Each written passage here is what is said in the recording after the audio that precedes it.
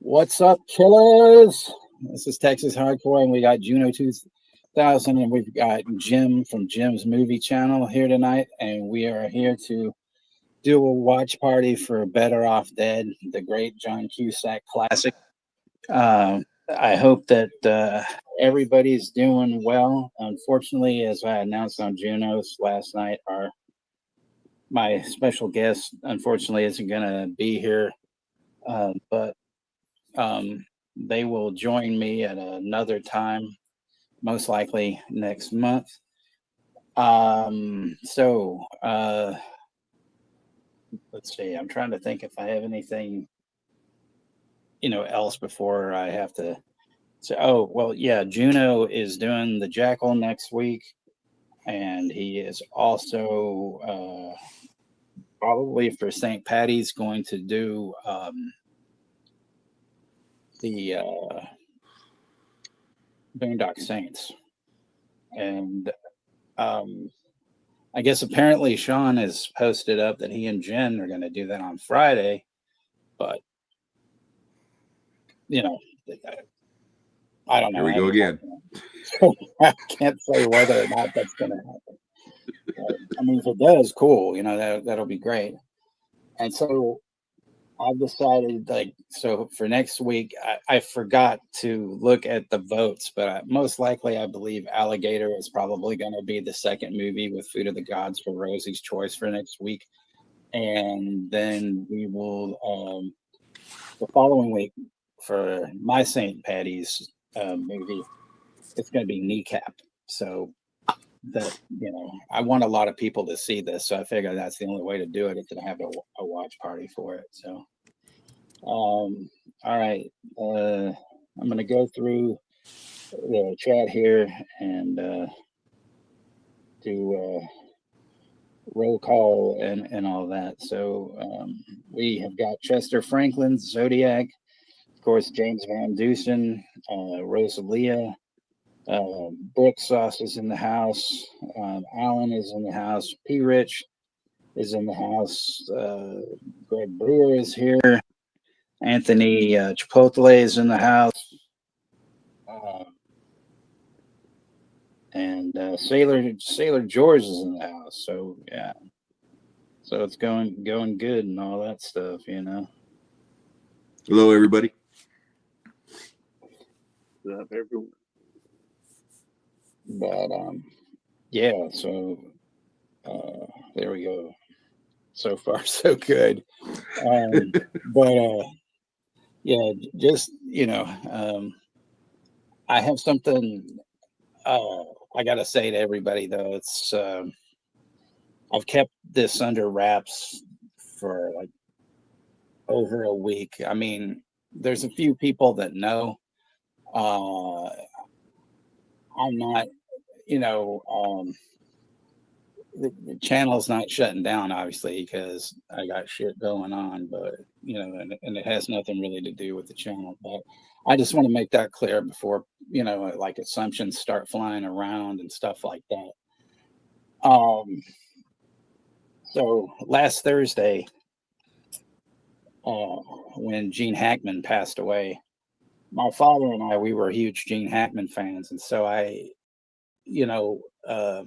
hadn't talked to him in several years, but I decided to check out to see if he had a new phone number just in case, something like that. And I came across an obituary for my father.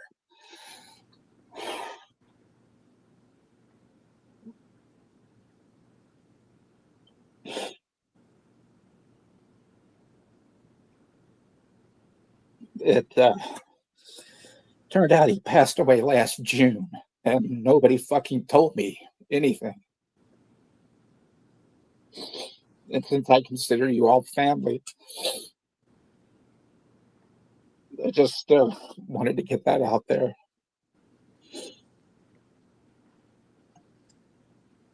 So sorry, Texas. My heart goes out to you, my friend.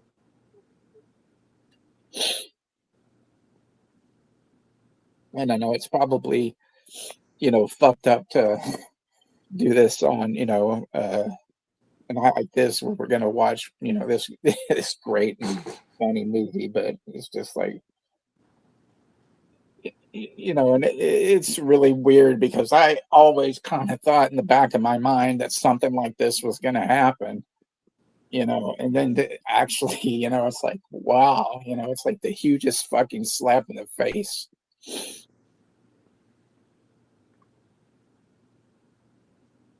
And it's just like this whole fucking week I've gone through like many emotions and things. And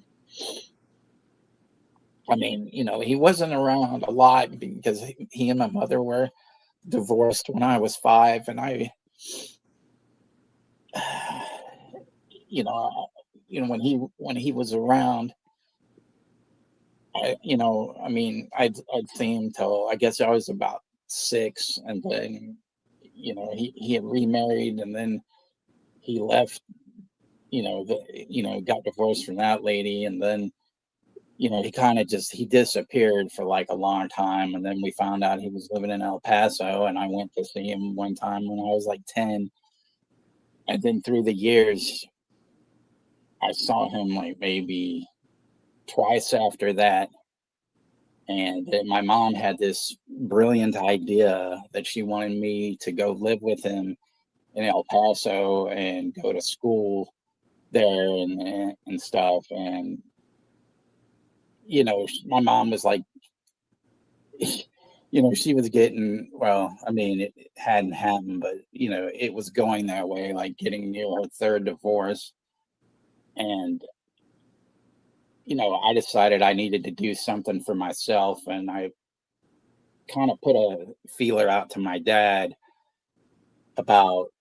I asked him where this certain street was in El Paso, and he, instead of asking me like, "Well, why do you want to go there?" Or I mean, well, what's there? Why do you want to go there? He just said, "That's in the warehouse district. You have no business being there."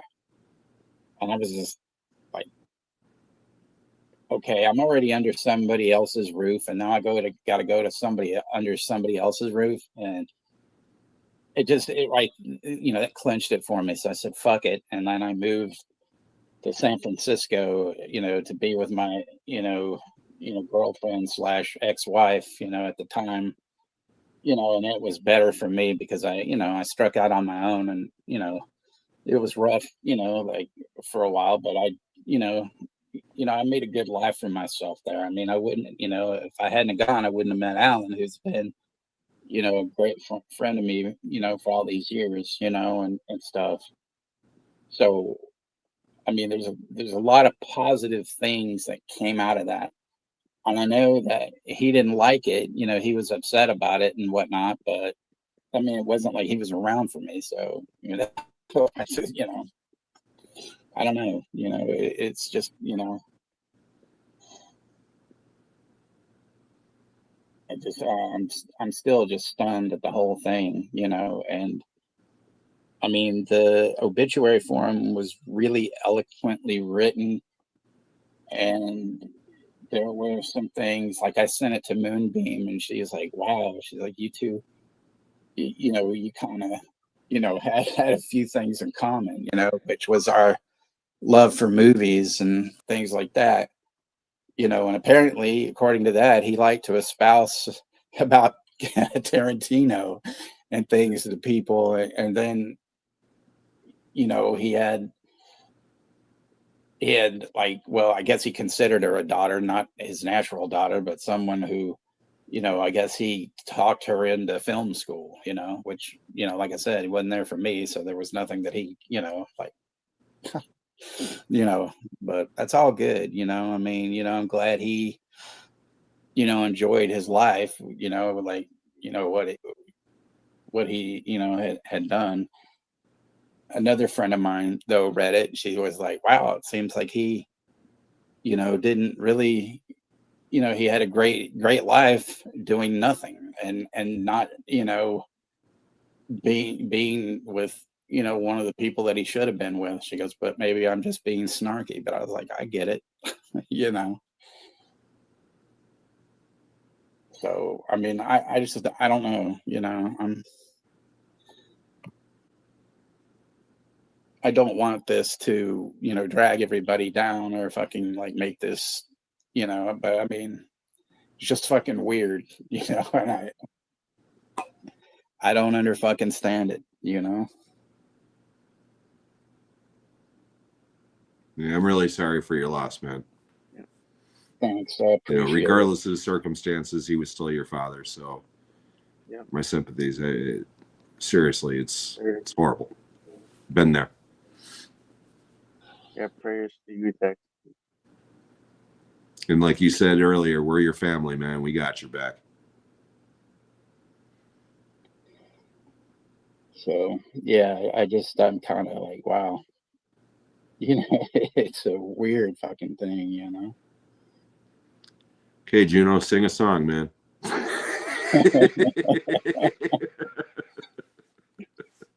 Yeah, and speaking of like songs, I mean, I'm also fucking bummed about David Joe, Yeah.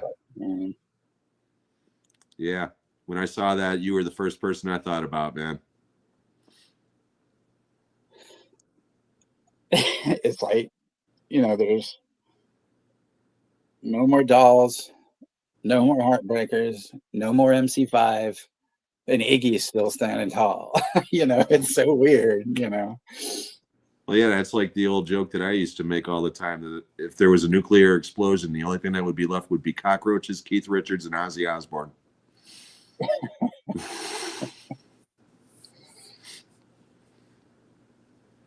But hey, I'll be right back. I got to go check on a couple of things. All right.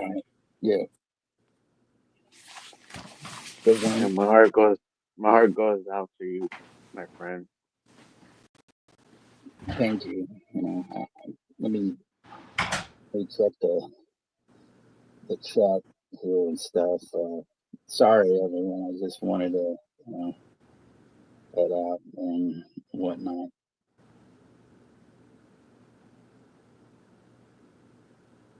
And it looks like Delroy Lindo, the great black entertainer and actor, showed up. Nice. But thank you, everybody. I appreciate it. And Greg Brewer's here, if I didn't mention him, and Brad from 4K Tent Revival and everything. And 71's in the house, too.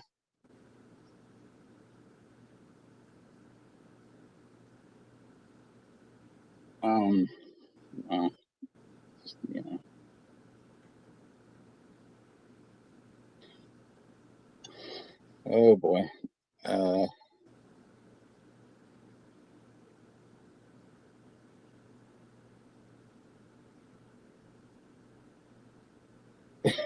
It's fucking Brad says to sing me the Buddy song from the Child's Play remake.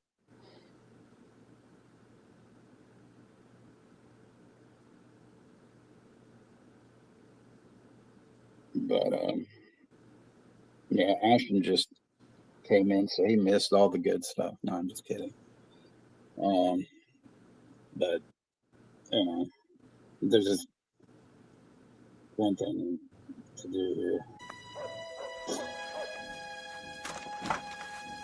Johnny. 4 weeks. 20 papers, that's $2 plus tip. Gee, Johnny, I don't have a dime. Sorry.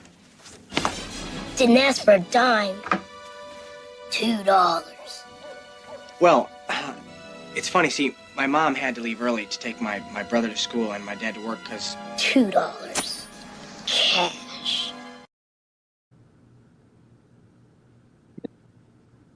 $2 cash. And Jamie Hart's in the house. Hey, Jamie. And I know I missed somebody. Hey, Jamie. Go back here and through this. Yeah, Lily Eve. I don't know if I know who you are, but thank you for coming and hanging out with us here tonight. Stuff great. And then we got Derek here, from Woo Riders.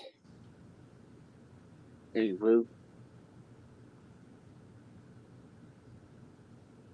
Yeah, I think Jamie's doing all right. She's been on the mend. She's been hanging around different places. Yep.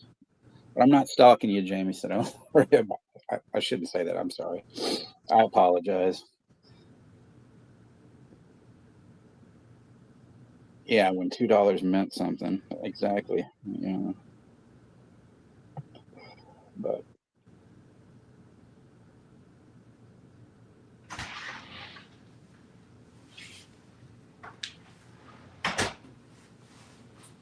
anyway,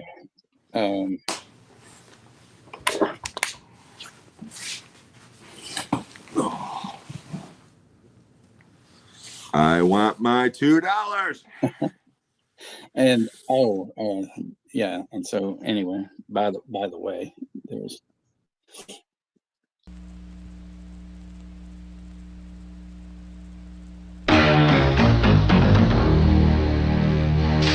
Does it ever feel like everyone's got more going than you do? Oops. That everyone is smart. So you're Al Myers' kid. Yes, I am. You look pretty stupid to me. Thank you. You say the best skier in town just ran off with your girlfriend? Even your younger brother does better than you do? And that nobody even cares? Beth broke up with me. Oh, that's nice. Well, you might be right.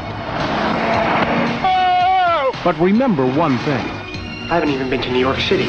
Nobody was ever better off dead. The truth is, I can outski you any day of the week. Oh, really? Yeah, you want a race? I'll take you on any day, sucker. Go that way, really fast. If something gets in your way, turn. All you need is guts. All right, now turn. I'm gonna race, I'm gonna lose, and I'm gonna die, in that order. Go. And you'll never doubt yourself again. He's skiing on one ski. Better off dead. And that's a real shame when folks be throwing away a perfectly good white boy like that. An abnormal look at a normal teenager.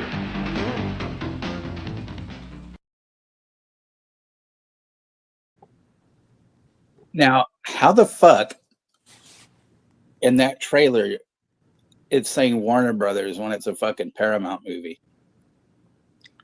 Actually, originally it was CBS. Ah, okay.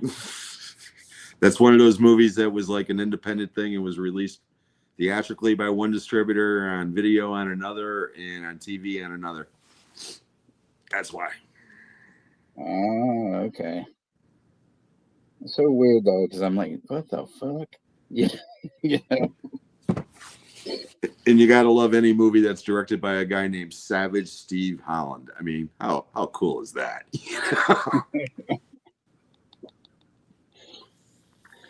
Like that guy, that DJ Screaming Steve or whatever that's in Rock and Roll High School, but he was in something else. Rockin' Ricky. No, the guy is like, this is Screaming Steve. Yeah. So I can't remember the last name, but Yeah, he was in all those Corman movies. yeah. But he played Rockin' Ricky in Gremlins, because I remember that. Hey, you're not Rockin' Ricky, friends. Here, fans. We're going to turn the fire hoses on him. Yeah, I knew I'd seen him in several things. Well, that's probably how he got into Gremlins, was because of Dante. Grand Theft Auto. Yeah. Oh, that too. Well, see, there you go. Yeah, he's the guy that gets run over at the end. Oh, well, I haven't seen that in forever. That's one that needs a midnight or a watch party, man. Good yams in that movie. Wow. You know, it's funny that you mentioned Grand Theft Auto though, because that there was this great movie. I don't know if you've ever seen it. It was a made-for-TV movie that Ron Howard directed with Charles Martin Smith called Cotton Candy, and it's about a battle of the bands, and it's really fucking good. And then I don't know, about 15 years ago, there was an interview with Ron Howard, and somebody asked him about it, and they said, "Are you ever going to put this out on DVD or whatever?" And he's like, he said, "Yeah, I just have to, get some clearances or something, but yeah, I plan on it." Well, it's been a long time fucking coming, so.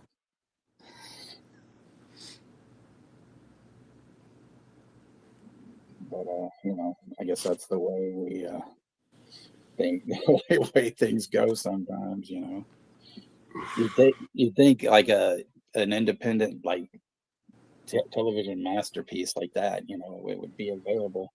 It is up on YouTube, or at least last time I checked, but it was a horrible like VHS dub or something, and it looked like shit, really bad.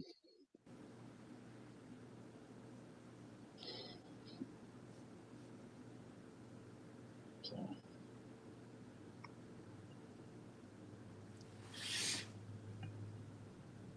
But yeah, I guess we can get this started in a couple of minutes. There's a YouTube, not YouTube, but Look Movie link at the top of the stream, because this didn't really appear to be, anywhere. So I'm watching it on DVD and stuff like that. So Yeah, I'm actually going to watch the movie tonight. oh, nice. Did you rent it or what? I can multitask. No, but I mean, are you? Oh, I've seen this movie many, many, many, many times.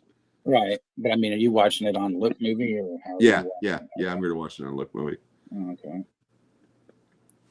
Yeah, believe it or not, I do not own this movie. I used to own it on VHS, but I don't have it on DVD or Blu. I just think that it's. I think the DVD now goes for a lot of money, but I think there is a Blu of it. But there's like a steelbook, I think. Oh yeah, that's right. There is. Yeah, I'm not into steelbooks much, because now they want like $60 a pop for them, it's so stupid, Yeah, the majority of my steelbooks are Scream Factory ones, and they're ones that I got cheap, or I just like the artwork so much, like an idiot. I was like, yeah, I'll get Forbidden World, even though that movie's a piece of shit, because the steelbook art's so good.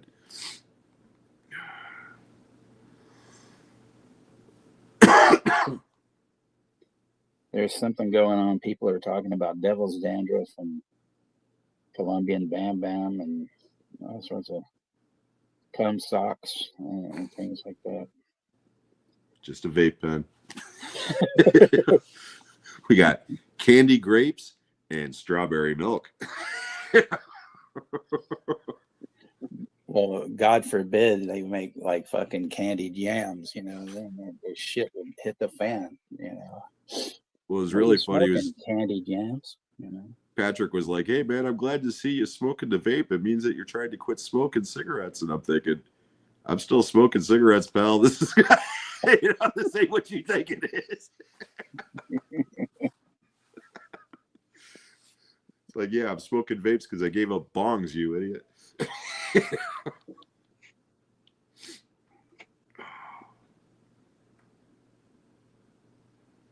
Oh boy.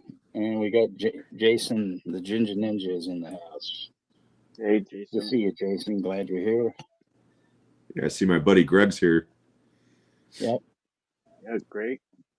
Yeah, Greg's a great guy. He just picked up Graveyard Shift. He wanted to know what my thoughts were, and I was like, I don't like rats, man. I don't like fucking rats.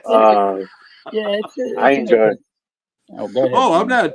I enjoy against rats, man. So I don't like rat movies. I'm not alone. You're not alone, Jim. That's what scares the shit out of me. Still to this thing. Nothing in the world freaks me out as much as rats. If I saw a rat right now in my garage, I'd be climbing up on the shit, screaming like a little bitch. I do not like rats, man. But yeah, just that movie can freak you out because they legit have real ones running around in the movie. So like it feels freaky. It feels freaky watching that film. Yeah, I haven't seen that movie like since it came out. And shit, that movie came out in like what, 1990 or something like that.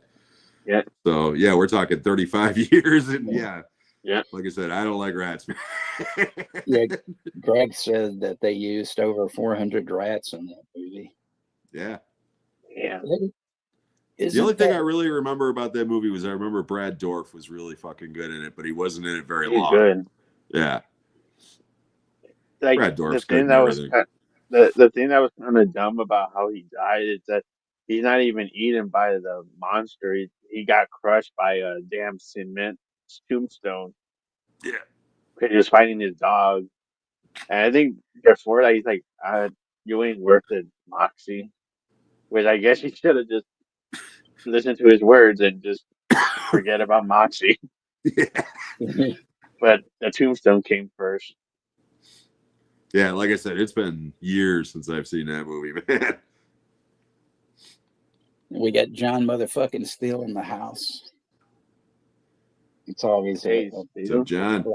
John in the hizzy.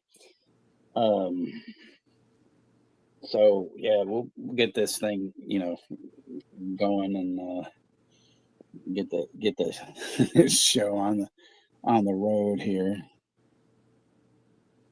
So everybody, hopefully everybody will be ready. Oh, Juno just disappeared. What the fuck? John motherfucking Steele got him. Well, speaking of rats, though, isn't Gerda in like some fucking Italian movie with rats and stuff? The lady from Demons. I think there was one she was in with like all these like rats and crazy shit. Could be. Like I said, most rat movies I just don't do. I remember seeing Willard and Ben, when I was a kid. Right. But even like, the rats in the fucking Indiana Jones movies freak me out, man. I don't like rats, man. Same here. Juno, I think it's because when I was a kid. When I was a kid, I saw my cousin get bit by one. Ooh. And I was like maybe 7 years old at the time, so it kind of like burned into me. I mean, he wasn't severely hurt or anything, but to me it was like, oh my God, he's getting his leg cut off. You're bit off by this feral rat. It was probably a mouse about that big. Who knows, but John here is here in the house, and we don't have our favorite honky digital, so he better show up. Johnny's in the fucking house. Damn. And no, Johnny, it's actually quite balmy in my garage tonight. I'm not freezing tonight. Thank you. And my schlong thanks you too. Yo, Johnny.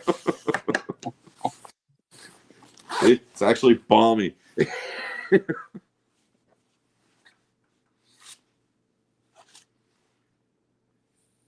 Yeah, see, Greg knew it. Bruno Mattei's Rats, A Night in Terror. Yeah.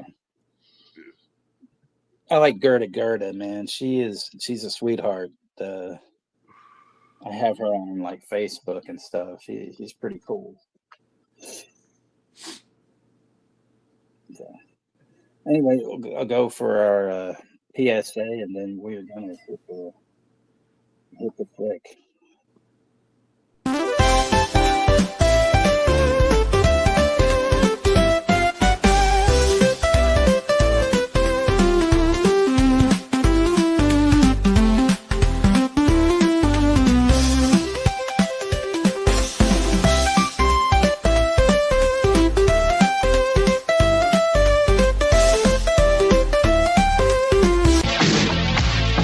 This is where the law stops, and I start. I don't fucking like football. I don't. Hey guys, want to go whitewater rafting in Halloween 5?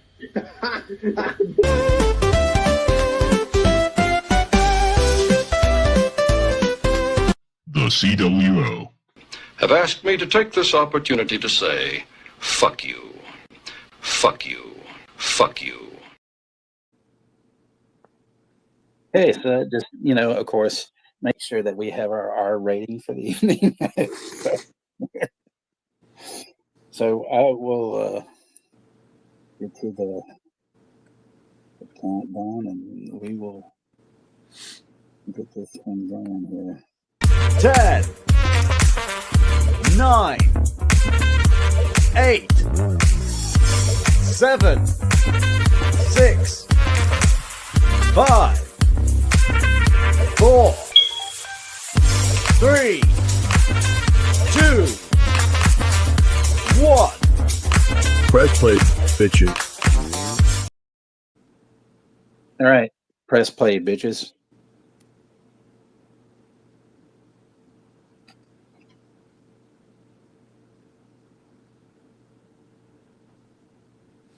Paraphrase Trish again. I'm getting loading the player. As usual. Do you want me to stop it until you're because you got that? Nah, it's all good, man. Well, actually, I even grabbed the wrong fucking remote on my thing. I was like, wait, what the fuck? Why is this not working? Oh, yeah, here comes the CBS video thing, too, on mine. You're right. I remember that kind of now.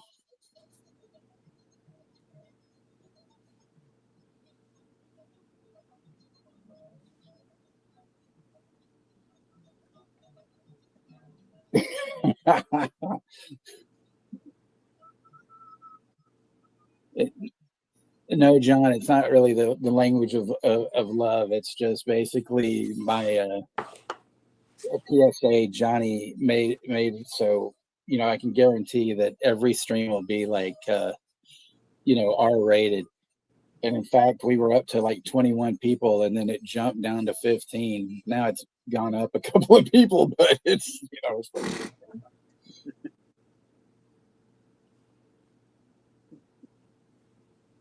I think people like me more at least because I don't try to shill and beg people for like money for watch alongs and shit like that, which I will never do.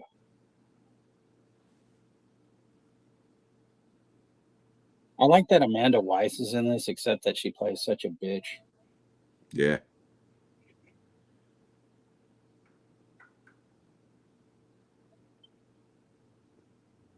Nah, something's up. Something's up with mine. It's still not loading. That's all right. Don't worry about it. My phone sucks. I told you earlier I was having internet issues. We're gonna try something here on my phone. Thanks, Johnny.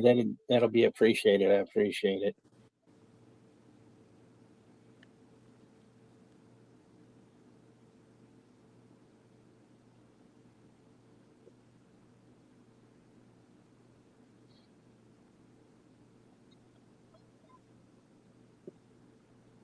Yeah, I've always loved this movie, but it was a huge flop when it came out. I remember Siskel and Ebert were like up in arms about it. I don't know why. I mean, I think they took it literally. Suicide is not a funny subject, and it's like, give me a break, man. How can you take anything in that movie seriously? They got fucking pudding that's crawling on the plates at one point. Yeah. Ebert writes a screenplay about a big-breasted rock band who gets managed by what turns out to be a tranny, and then and then he murders half of them, near the end. So yeah. Okay. Murders. Not to mention that Ebert was college classmates with David Ogden Stiers, who's in this movie. So you figured he would give him a pass, but right.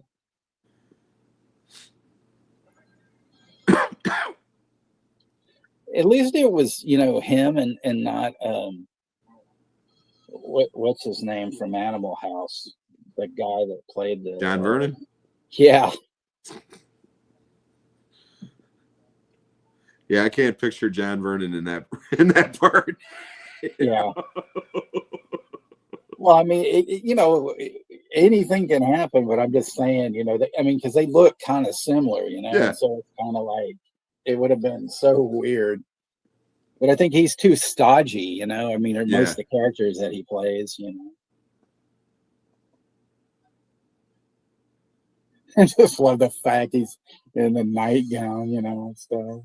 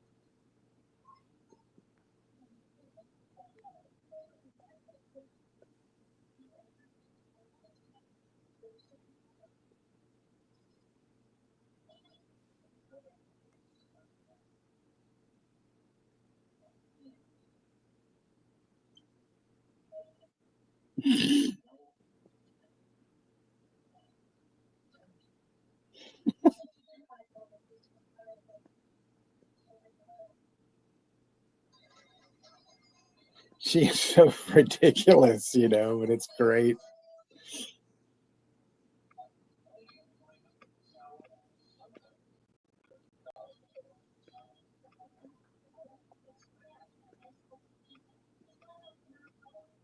Now everybody's talking about pills in the chat, you know.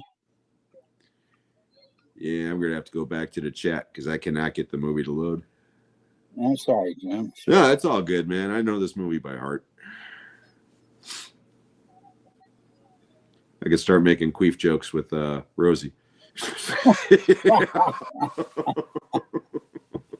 I love you, Rosie. You know?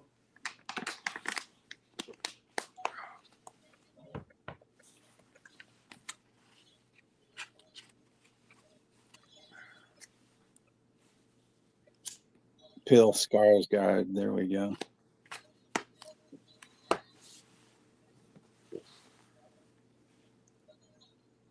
So you guys like One Crazy Summer? Oh yeah, yeah. I don't think it's as good as Better Off Dead, but I like it. In fact, I just watched that a couple of weeks ago. Didn't rewatch it because it's been a while. I got that on DVD, and it's got a commentary track with Savage Steve Holland, Bobcat Goldthwait, and Curtis Armstrong, right? And for an hour and a half, all they're doing is talking about how much of a douchebag John Cusack was on the set of that movie. Oh, man. Because he hated Better Off Dead. He did not like the way that Better Off Dead came out. He thought it was going to be something different than what it turned out to be. And he had already signed on to do One Crazy Summer while they were making Better Off Dead. So they said that he was just a total douchebag to everybody on the fucking set except for Demi Moore. They said he was nice to her, and that was it. And I mean, Bobcat Goldthwait, he gives less than a fuck. So all he's doing is just talking on and on and on about Cusack, about how much of a jagoff he was. I mean, it's great. Like, he doesn't even like Con Air, so, like, I disagree with him about that. Exactly. I mean, I like John Cusack. You know, I mean, I like his acting. I've been a fan of his for a long time. But from what I hear, yeah, in real life, he's a fucking douche. You know, so.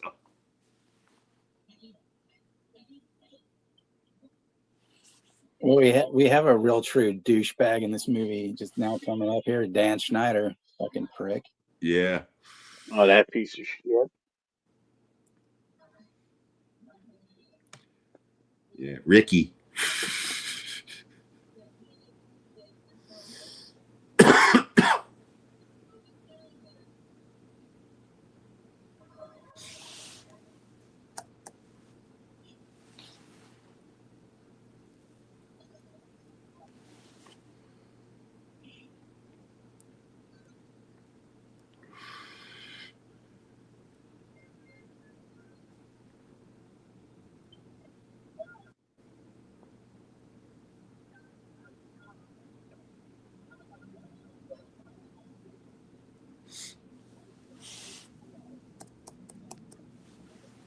John Steele says Armstrong was rumored to have dated Jennifer Lopez's sister.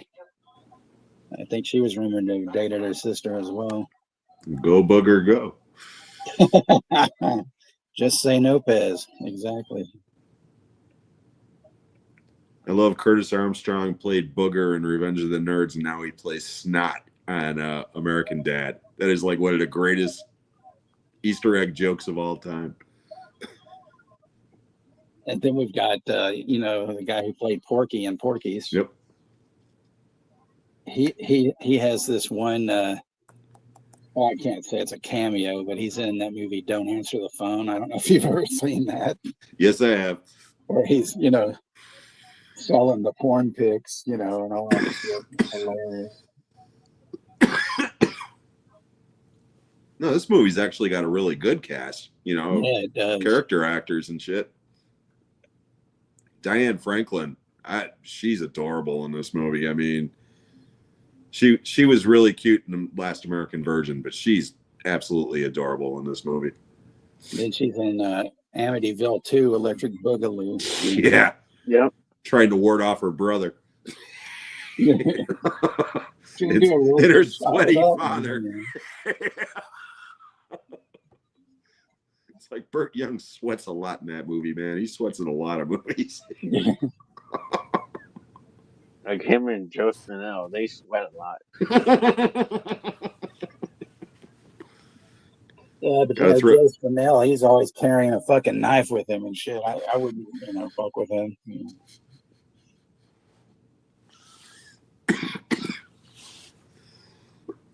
Joe Spinell, that was a good one.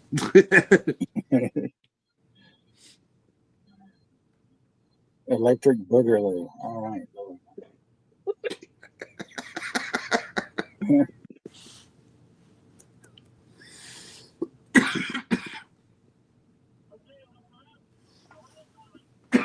Excuse me. This guy, I don't know who the fuck he is, but for some reason, always reminded me of like Ted McGinley. I was gonna say that earlier. That fucking guy that looks like the Married with Children dude. Yeah. But then if you look at him, he looks actually kind of like Rob Lowe, except with this, sandy ass blonde hair.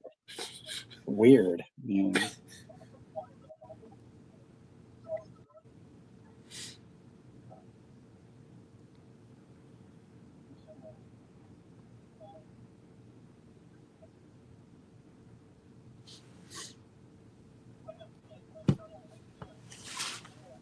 Yeah, I just love this movie, how fucking bizarre it was at the time. I don't think I had ever seen a movie like this when it came out. It was just like, what the fuck am I watching? It was just so cool. Especially the claymation thing. I was not expecting that at all. Sure, John. What's up? What would you like to see?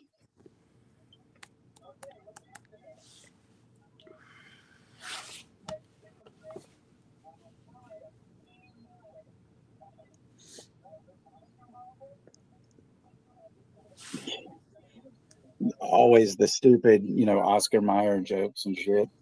Yeah.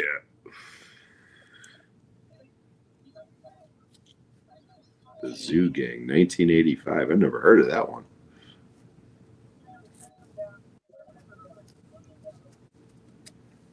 John's going with some deep cuts here. I'll look it up. I don't know what that is, John. I've never heard of that one.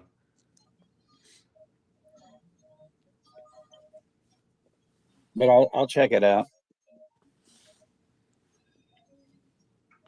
I mean, shit, we're pretty much like the Zoo Gang,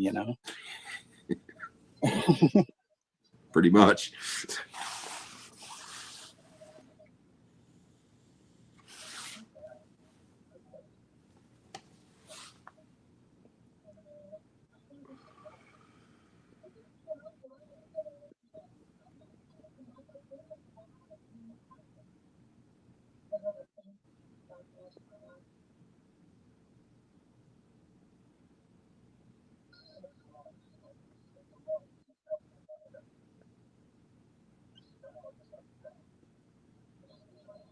It's just funny that we have a guy named Stalin,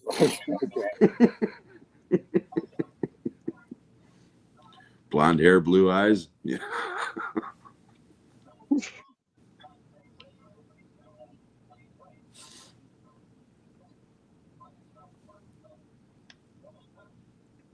Hey, Dirk's in the house. Darren was hanging out with Chris earlier, Dirk. and now he Hey, he Dirk. still can't show up in here. We got to change that. I don't give a shit whether it's like 3 or 4 in the fucking morning over in the UK. He needs to be here.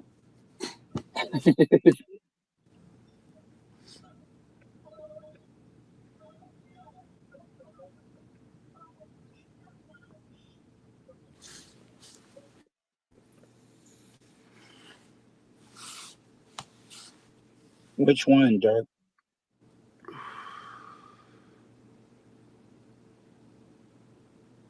Yeah, I get it. I guess I should put a disclaimer though. It's like, kids, don't try this at home.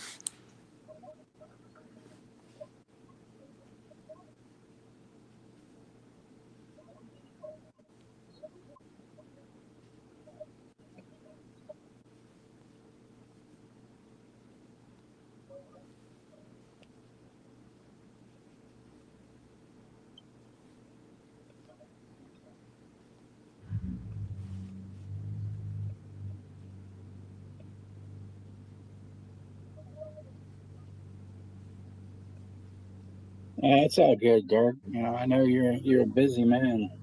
It's all good.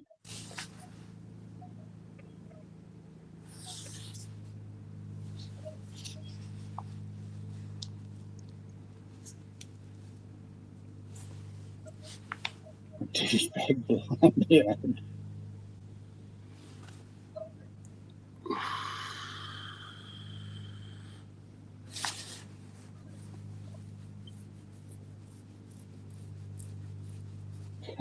Freaking goop that she made or whatever, stuff.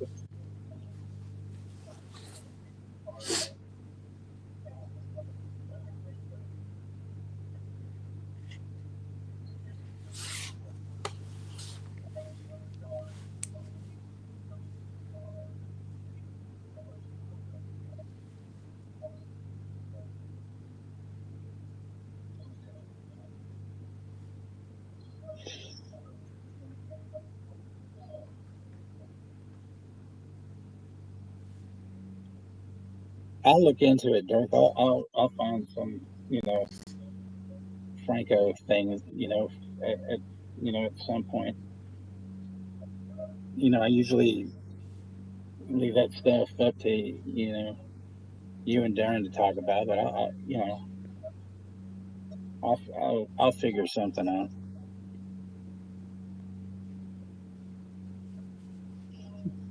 Douchebag blonde.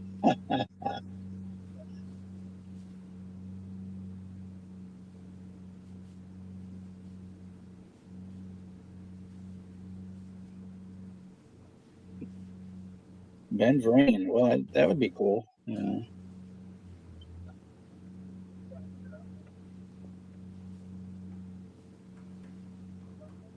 Horn on Blondes. There we go. I always thought they were one of the worst fucking bands. Ugh.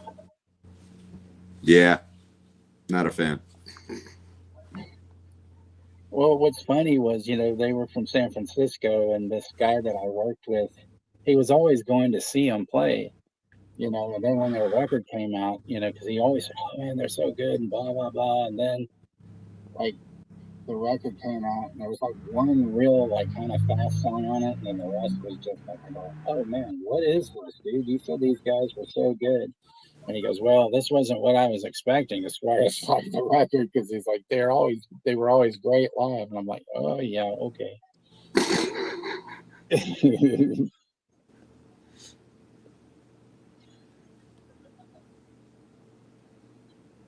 But it was also like Third Eye Blind. Those guys sucked as well, It's like, oh. Yeah. I didn't get into that whole wave of music, quite honestly. I kind of like just I'm sure there was some good bands in that mix, but it wasn't my thing. It was so funny because, like, you know, it was one of those things, like, supposedly Third Eye Blind was playing all around the city, and I never once saw a flyer for them playing anywhere. And then I saw them open up for Oasis, and we were like, me and my friends, we watched like 2 or 3 songs, and then we were like, wow, these guys suck. And we walked out into the lobby, and supposedly they got signed on the basis of them opening for Oasis on that show. So I think it was, I don't know how long, but then the record comes out, and some guy was telling me, because I was working at this one store, and he's telling me how, oh, these guys are they're really good, and they're this and that, and I'm like, I go, no, they're not. And he goes, what, you don't like them? And I was like, I'm sorry, my opinion. And I go, I saw them play, and I couldn't take it. I'm like, nope. And in fact, I saw them one other time, and they were a bit better, but still, and the only reason that I saw them then was because it was sort of like a festival show. So yeah, it was weird. Sounds like my experience with the Dave Matthews Band. Because about the time that they were hitting big, I was like, yeah, I'm not, really into them. And a buddy of mine was like, you got to see them live. You got to see them live. They're incredible live. And this and that, and even bought me the ticket. And I went to that concert for free. And I'm not saying it was a bad concert. It just was not my thing, man. And it was like, I'm looking at my watch as the 4th encore is starting, it's like, all right, let's just go, but yeah, not my thing. John still turned out, it went into four blonde moms on an entirely different route. Yeah.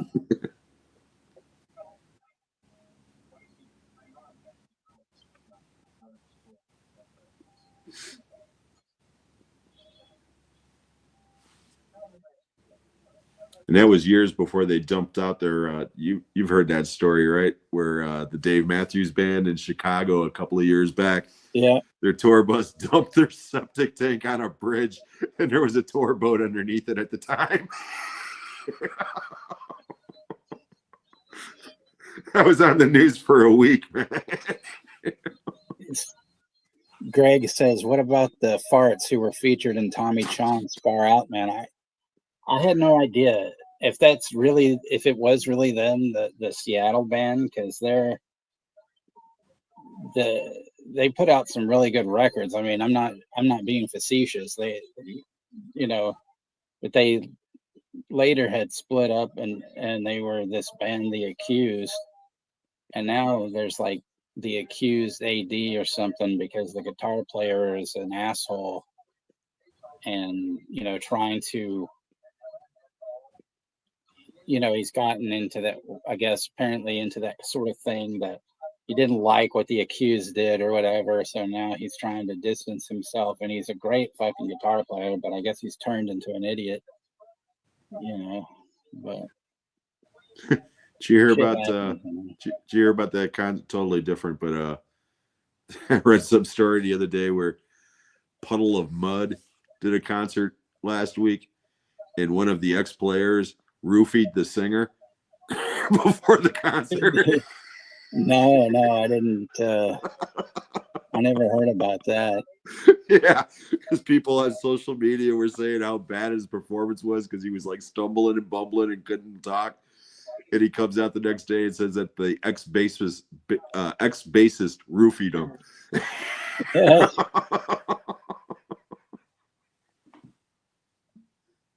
It's fucking hilarious, man.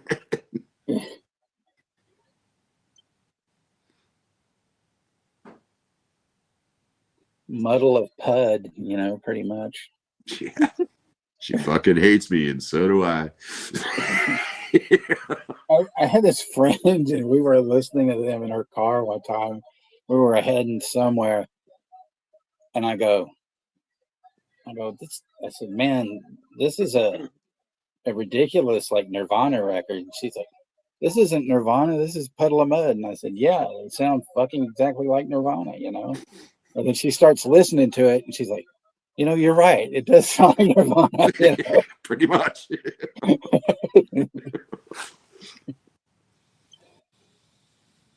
This isn't Buck Cherry. Come on.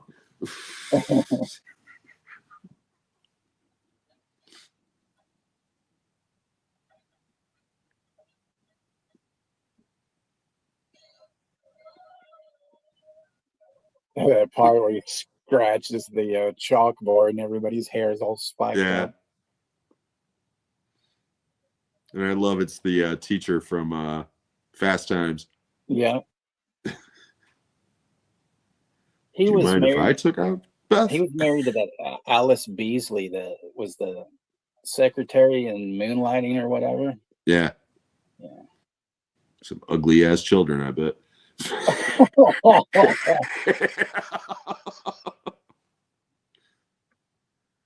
It's like when Danny DeVito and Rhea Perlman were married, you know, I was like, oh my God, their children are going to look like trolls.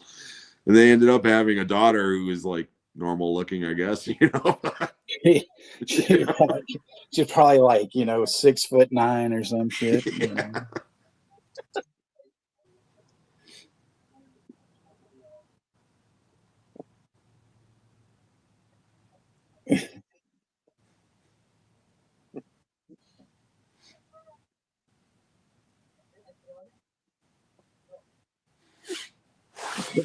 His fucking tires get stolen and shit.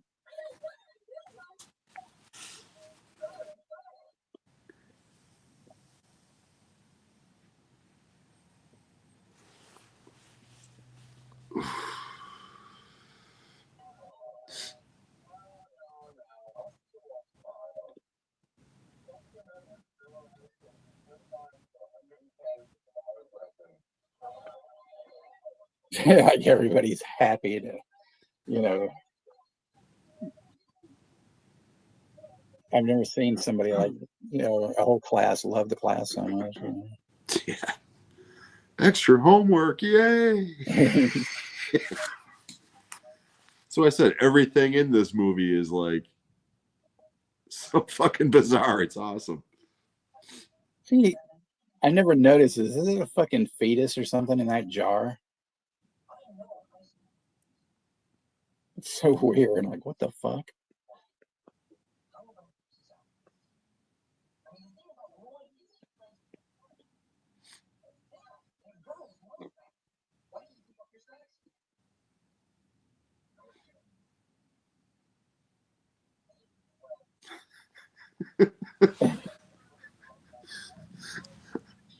I'm looking at Z's comment. That's good. No, Doc, I've never been to Bastrop, unfortunately. You know.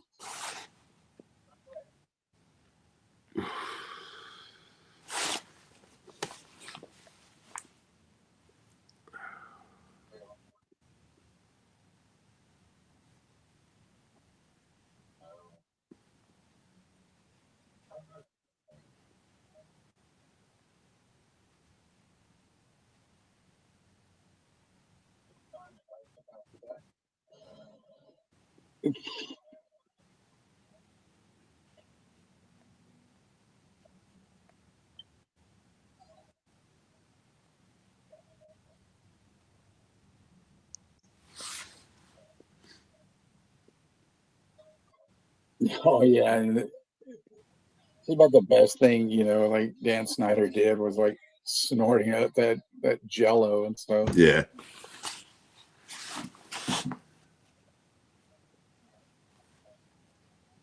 And then Curtis Armstrong and stuff.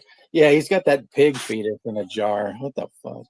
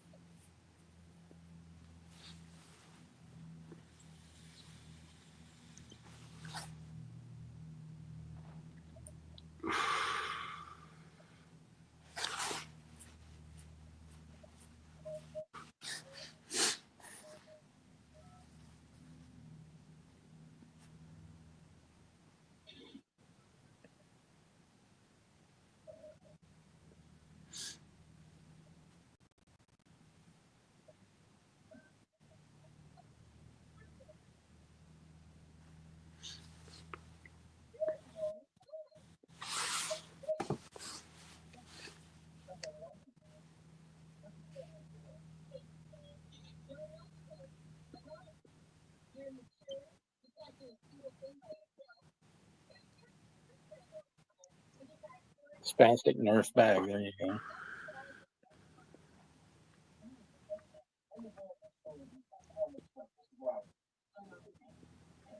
Yep, Dan Schneider, the weirdo. Also Dennis from Head of the Class. Although I did like that show.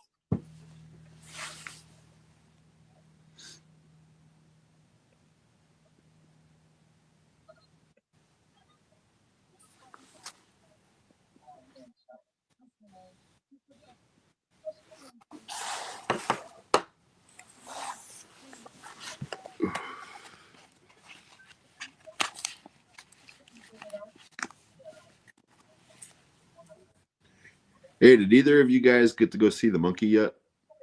No, not yet. I want to see it. Okay, I was hoping one of you had, so I was going to ask you how it was, because I haven't seen it yet either. Shamarlos is in the fucking house. What's going on, Scott? Cheeseburgers tonight. No pizza. Unless he's going to say he ate cheeseburger pizza.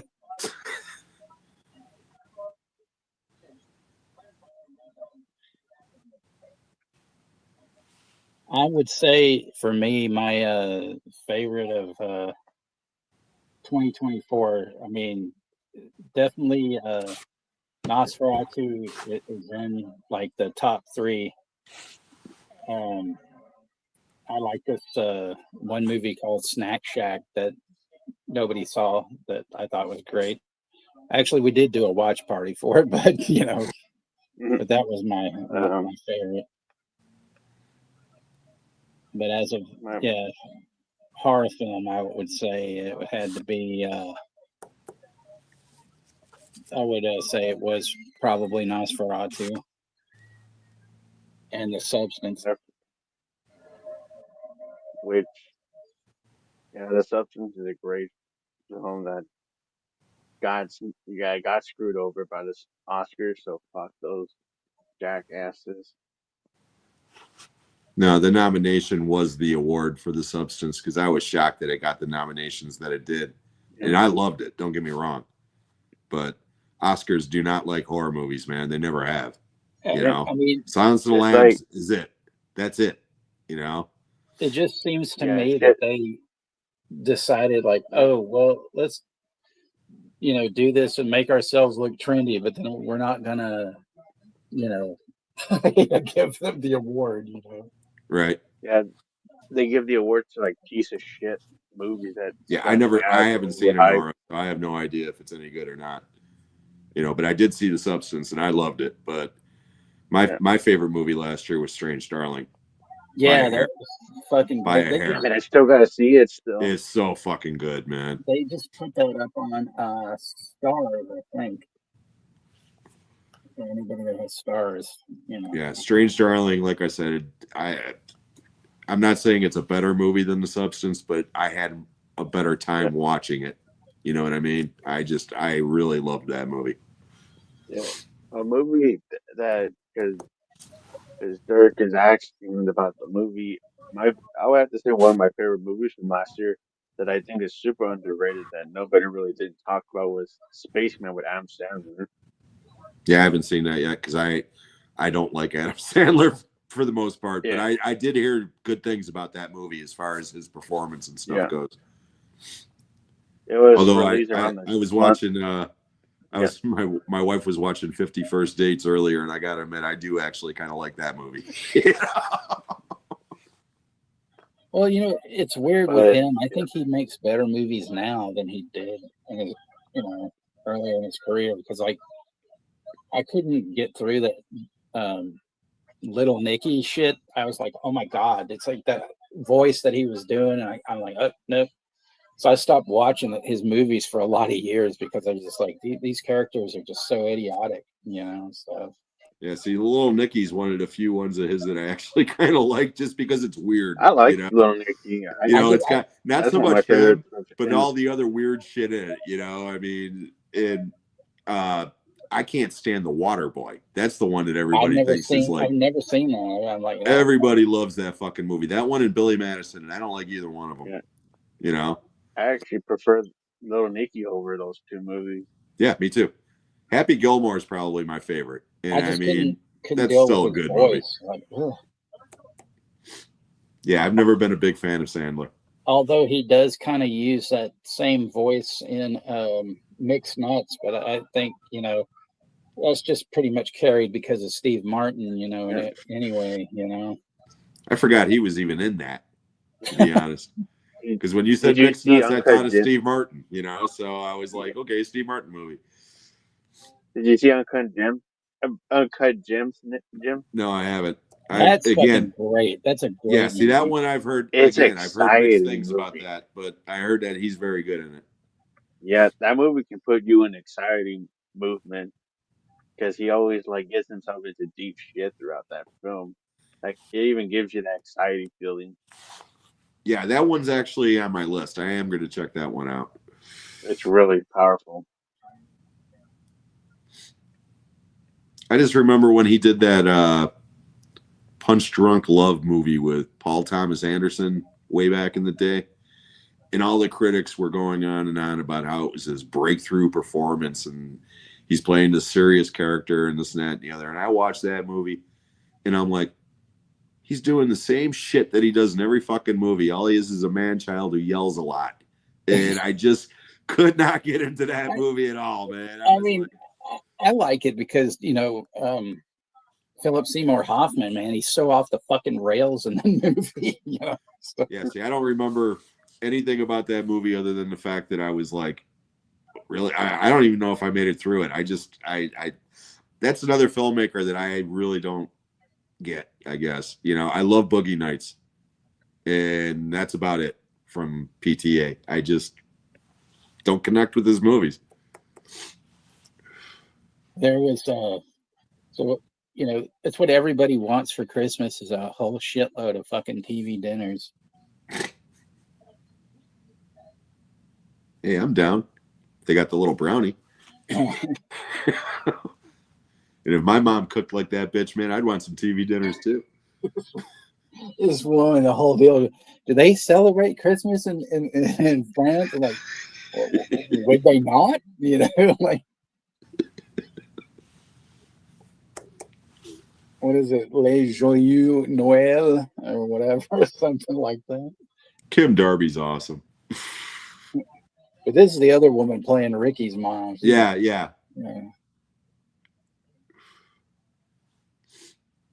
She's just traumatized by getting that fucking photo of Ricky and shit. And then here's Lane trying to asphyxiate himself in the car.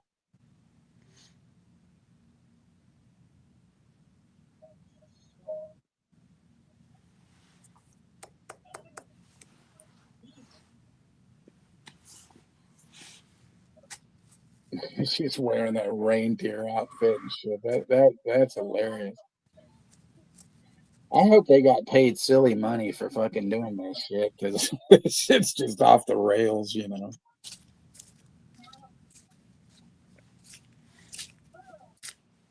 Yeah, just to wear that fucking aardvark coat. Right.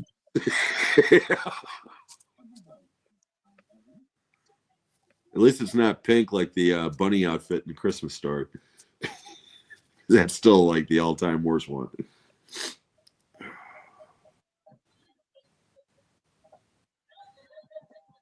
All right, I'll be right back. Okay.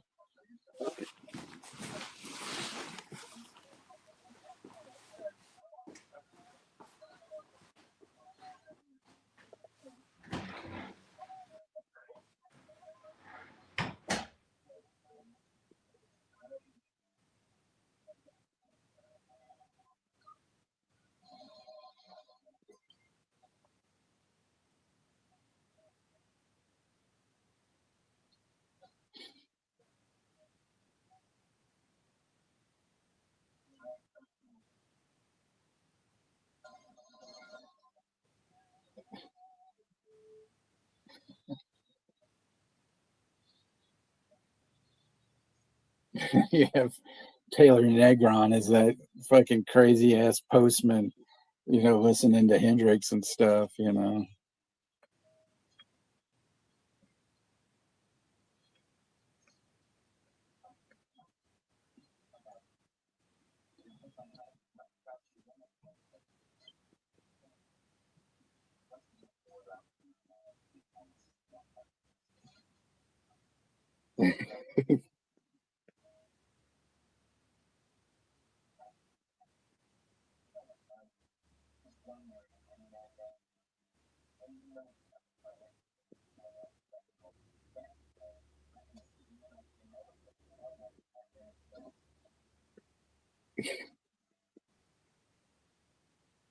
It's fucking like Taylor Negron. There was that movie with Tom Hanks and Sally Field about where she becomes like a stand-up comedian and stuff.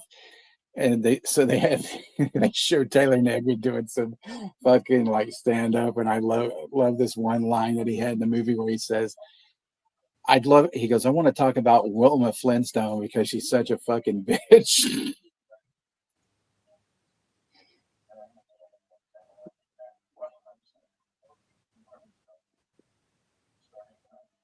Oh, that'll be great, Dirk. I'll be there for sure. So there you go on Dirk's channel this Sunday. They're going to be covering some Soledad Miranda, or Miranda, some D, some Da, Do, stuff like that.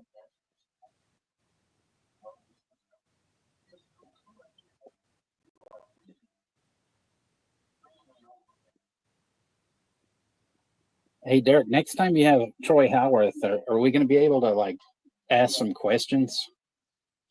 Because twice, there were no questions. Not that it matters, because he's a great guest and everything, but I got questions.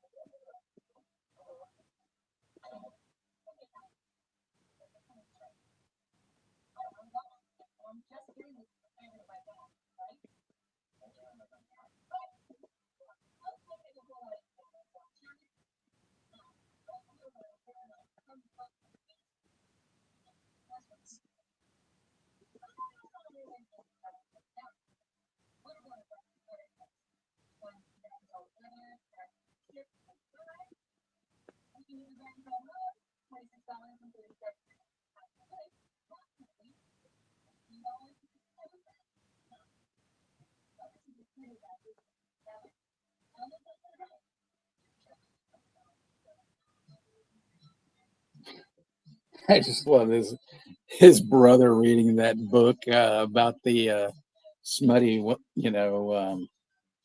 smutty women and stuff.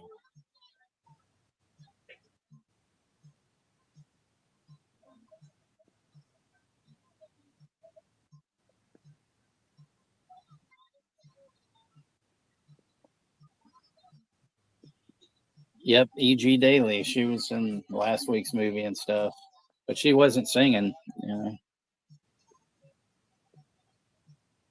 No, it's all good, Dirk. It's just that I was like, I didn't know if it was a deal like you guys had with him where like he doesn't want to be bothered with questions or anything like that. But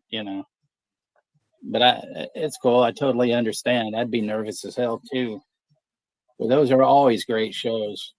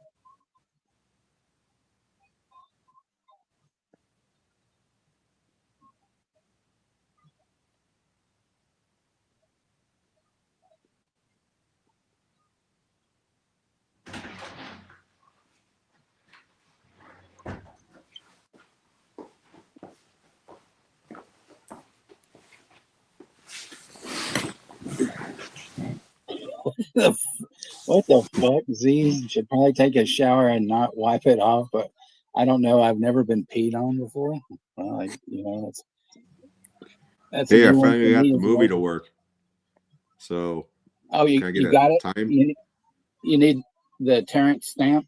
Yeah, please. All right. Give me a sec.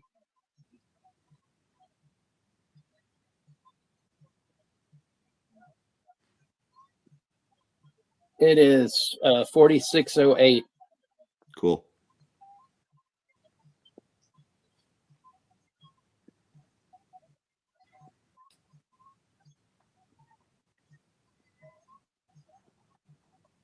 Go, Ricky. Go, Ricky. And trying to do like an Elvis or something. Yeah.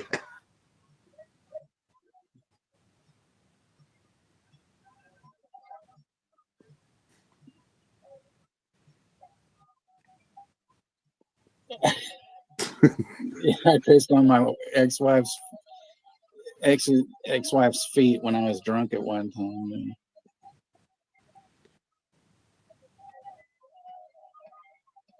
That was his ex-wife?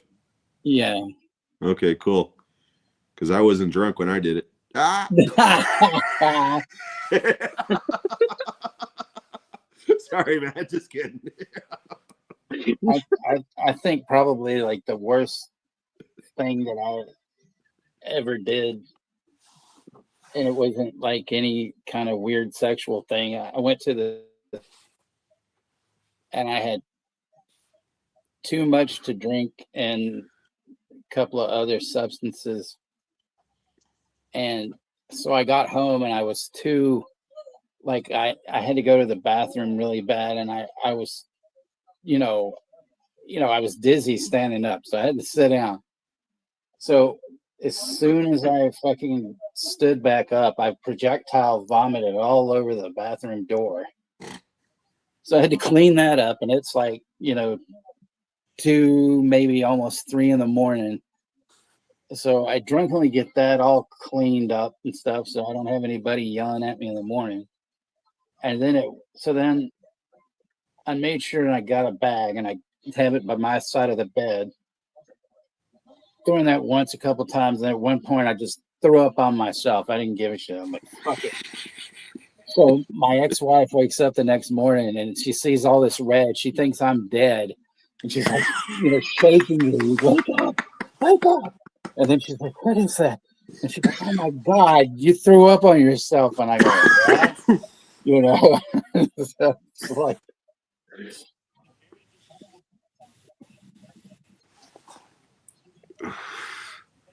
Yeah, see, I never did anything gross to my ex. I just did psychological shit. Like, we went and saw Arachnophobia when that movie came out. Remember that movie, the spider movie? Oh, yeah, yeah. Yep. And she felt the way about spiders the way I feel about fucking rats.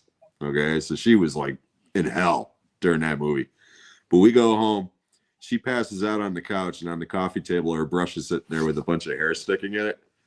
So I pull out a big fucking clump of it, and I just barely start rubbing it on her face, and I'm going, the itsy bitsy spider crawl. Oh my God, man.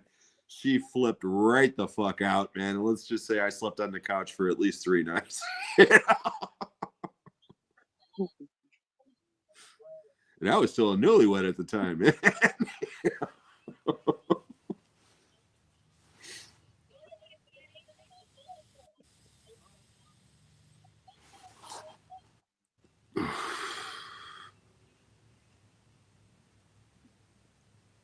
Dan Schneider's character is just not as good as Dudley in Hollywood Nights. No. Oh, here we go. Here we go. Yeah. I'm gonna the $2, yes, but I'm gonna do definitely do a stream for Hollywood Nights. Yeah, I want to be on that one.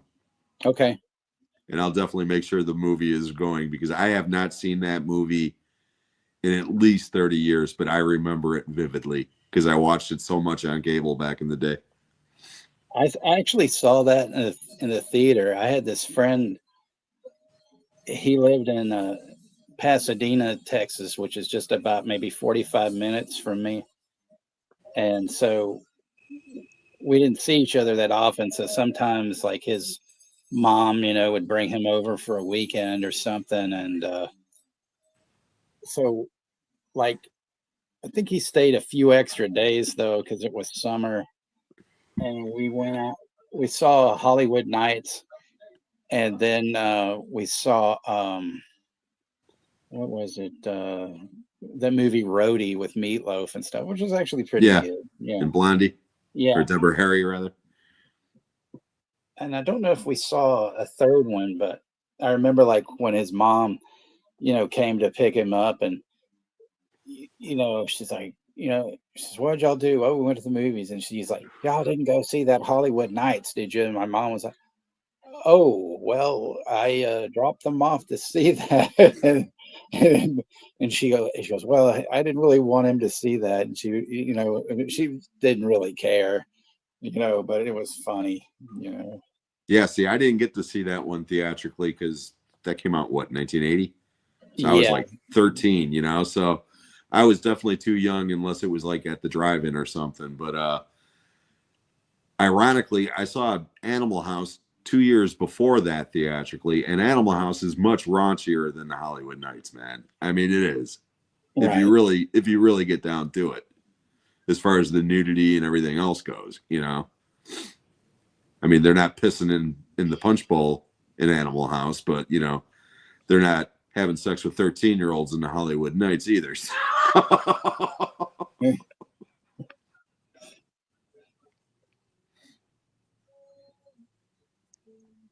But yeah, I just remember I loved that movie.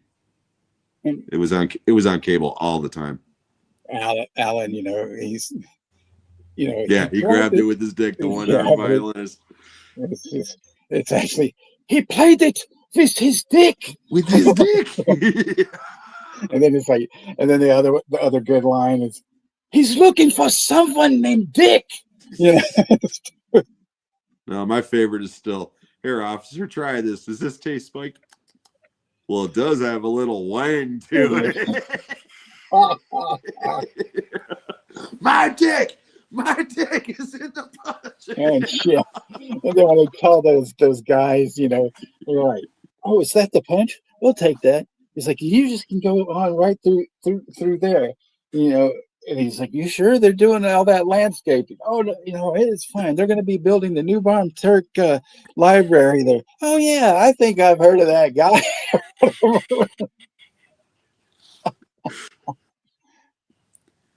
The movie about the same time that I really want to track down, and I can't find that fucking thing anywhere, is Serial with Martin Mull and Christopher Lee and Tuesday Weld. I love that movie.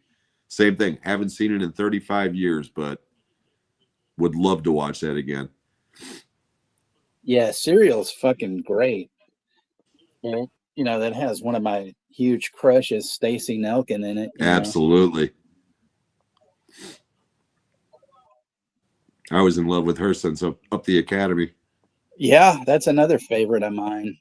Yeah, when you brought that up that one night, man, I mean, I thought I was the only person on the planet who remembered that movie. That made me so happy when you brought that shit up. I was like, yes. Because that one I did see theatrically, believe it or not. That was the other movie we saw, because we saw Up the Academy, we saw Hollywood Nights, and we saw Roadie. So we saw 3 movies that we. Yeah, that's a good triple feature. What the hell, man?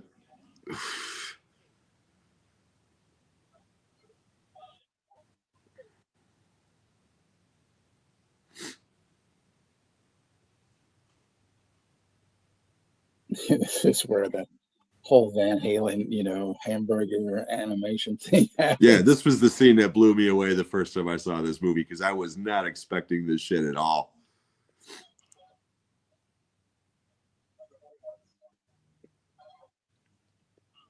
I'll show you what they want.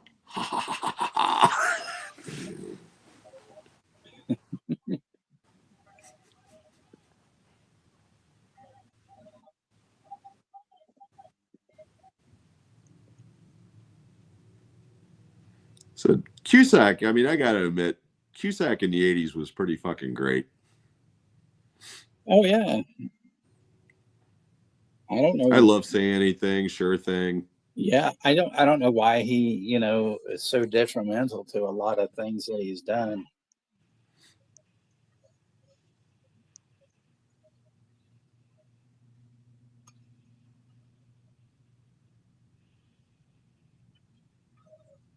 Oh man, like fucking that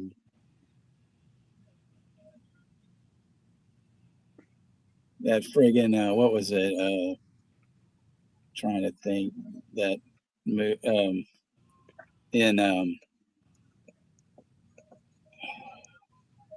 in up the academy, and you had Ron Liebman, and his whole Yeah. thing.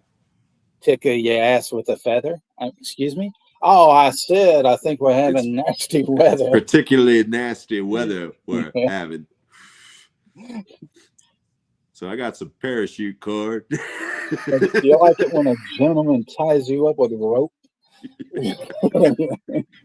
Parachute cord.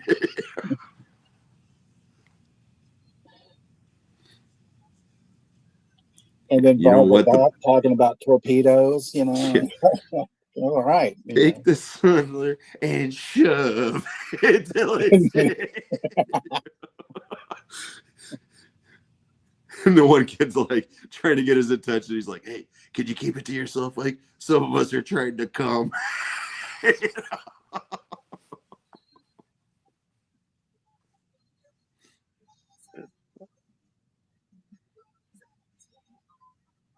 Holy shit! I heard like a rumbling.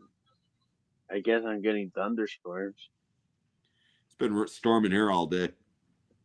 Yeah, it's then like it turned into snow. It's like, yeah, it sounds like something was falling down, like out of when you hear stuff on the roof. But it's Dude, like it's actually the thunder noise. My daughter-in-law texted me a couple of hours ago and told me that my grandson's going to be here this weekend because a tree fell on the roof last night right over his bedroom. Yeah. It didn't come through the roof or anything, but they need to work on it, so he's going to be at my place this weekend, which I'm like, hey, that's cool. I love it when the kid's here.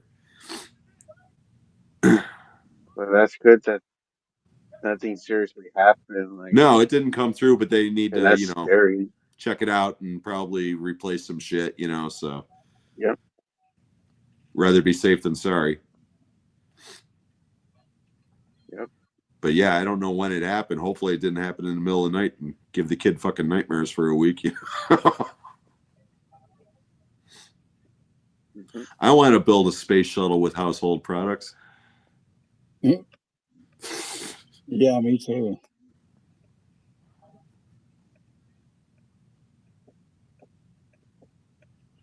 This is my favorite bit in the whole movie.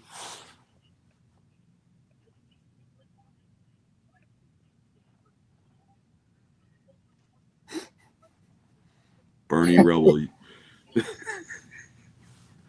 Fucking Barney Rubble, man. Barney Rubble. That's Kenny. I mean, what? Yeah. Yam fan.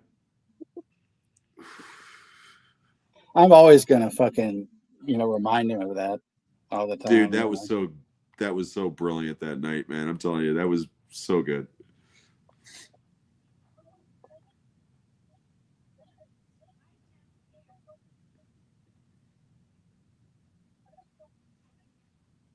I like how nobody thinks to ask him why he's dressed up like Rambo in First Blood,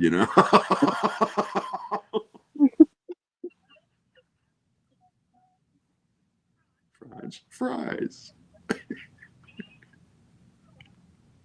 French fries. Yeah. So I love Kim Darby, man. Oh yeah, the French dressing. French bread. Peru. Peru.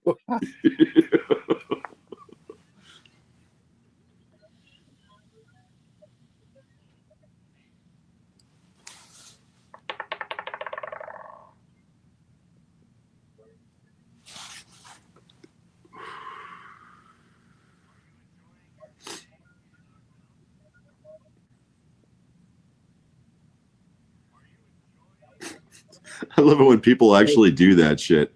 I know. Somebody's trying to speak in a different language and they talk louder and slower, like that's going to make a difference, you know? Yeah. Where's the bus? Where's the bus? It's like, I have this like stepbrother who he's blind, and people all the time talk really loud to him, and it's like he can't. He's he not can't deaf. see you, but he can fucking hear.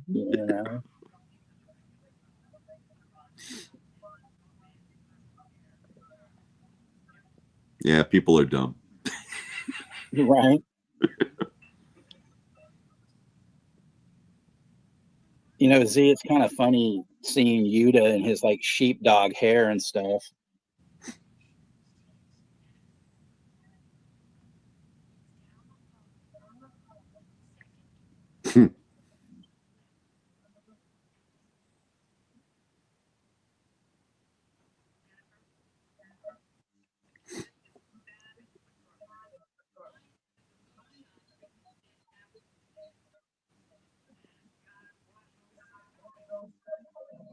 Mrs. Smith, no way, bam.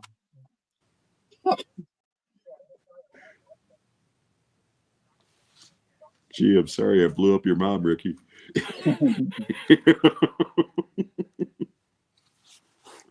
Guess you won't be able to eat any spicy foods for a while.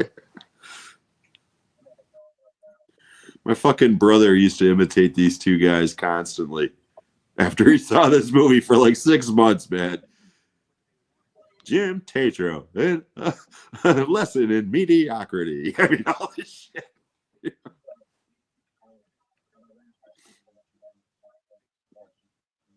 Mm-hmm.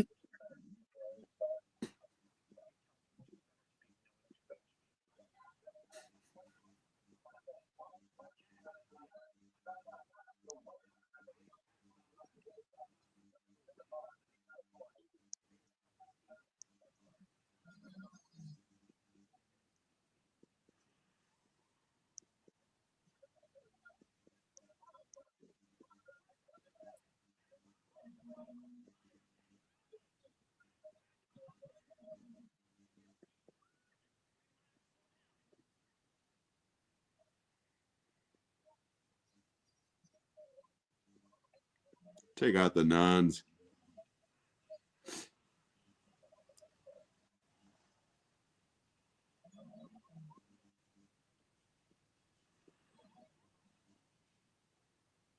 She wasn't in Uncle Buck, Alan. It was a younger girl, looked kind of like her, but she wasn't in it. Who, Diane Franklin? Yeah, I think. Yeah, no, she's too old for that. Yeah, she wasn't. Yeah, she wasn't in that. She was in Bill and Ted. Yeah.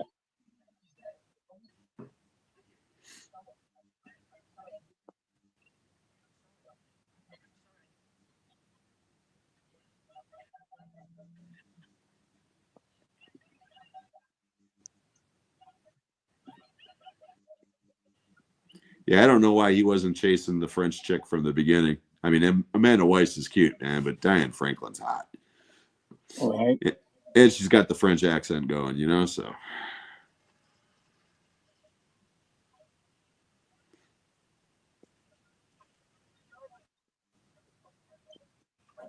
I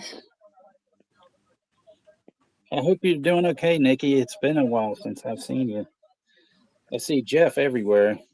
I hope you're doing all right.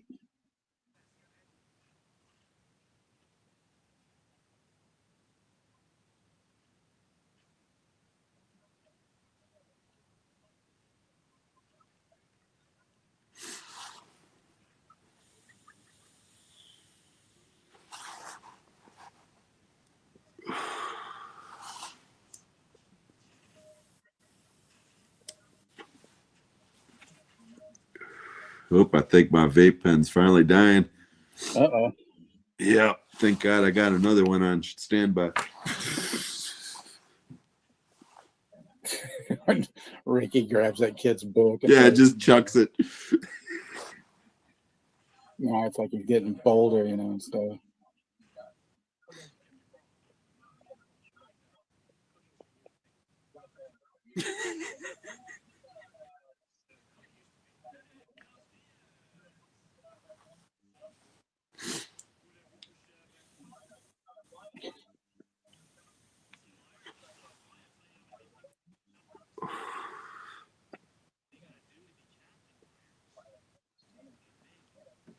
Better dye those roots, Stalin. Right.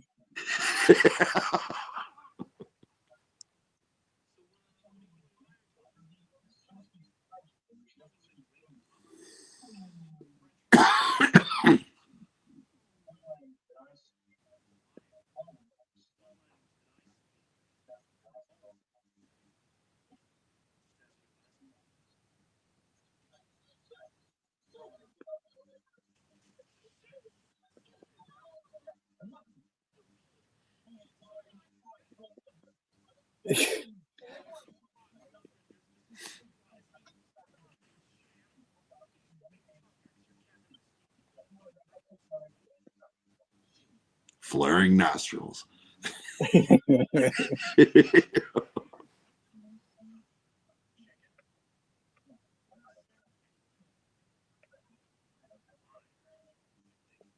Oh man, sorry, Nikki. 2 a.m. shifts do suck. Yeah. I hated that shit. Yeah, when I was working Target, I did this deal where, I helped open this store, and so for like 6 weeks, I was doing these like 2 a.m. to noon shifts or whatever and stuff. Oh.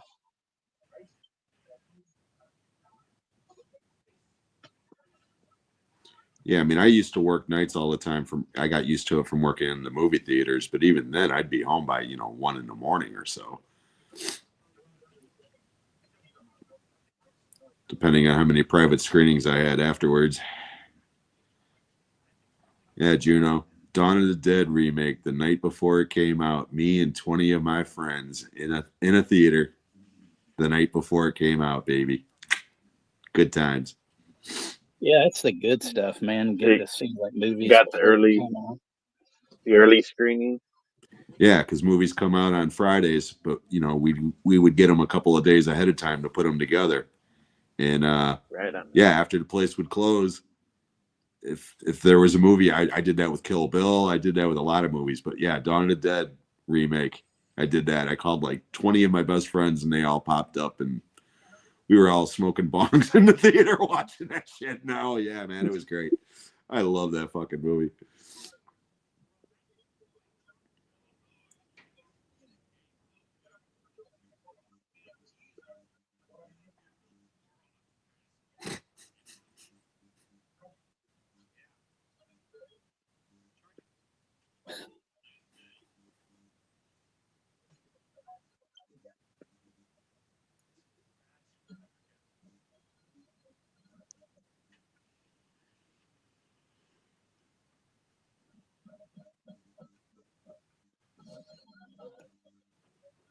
$2.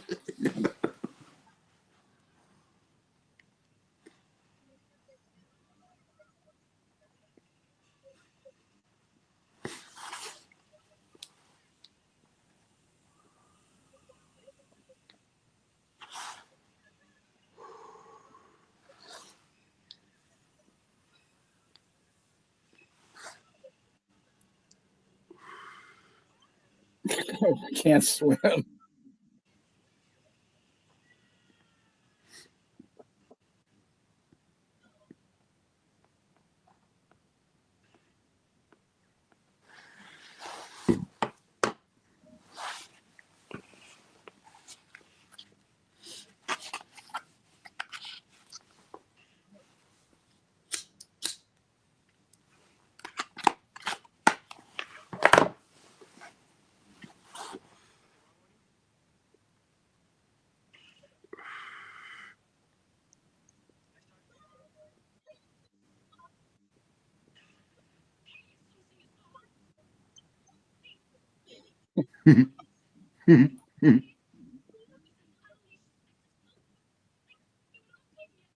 It's prostrate.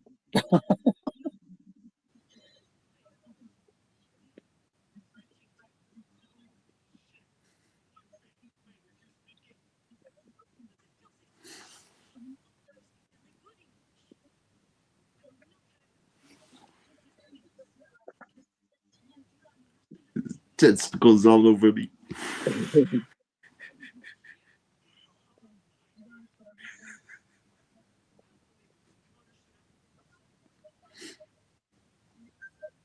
Have you ever met anybody who ever said "honk my hooter"?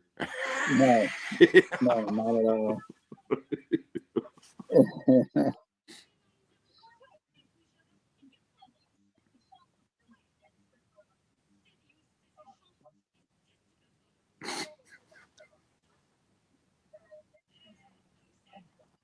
Octopus.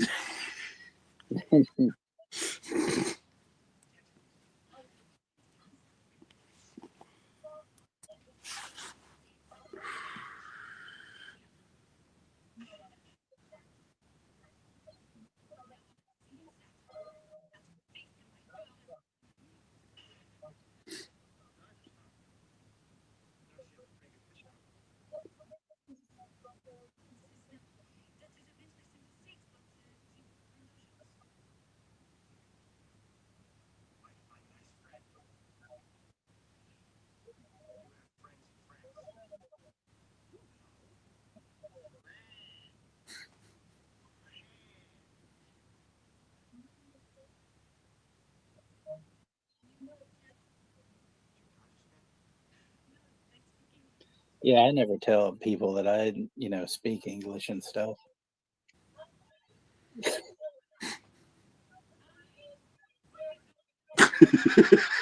That still cracks me up.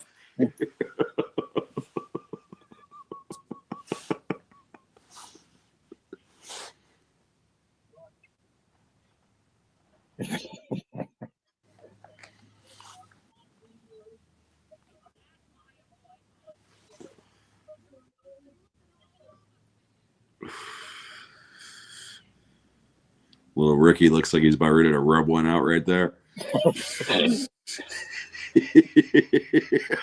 Yeah, with that asshole, Brian that was from Nickelodeon, that prick. Yeah.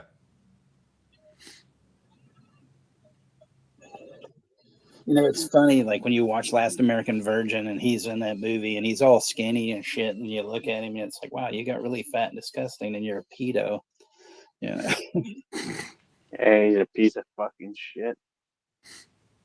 Him and Jared. Yeah.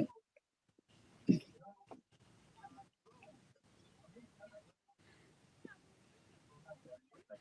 even with grease on her face, she's adorable. Right. Rosie said she used to tell telemarketers she didn't speak English before cell phones, I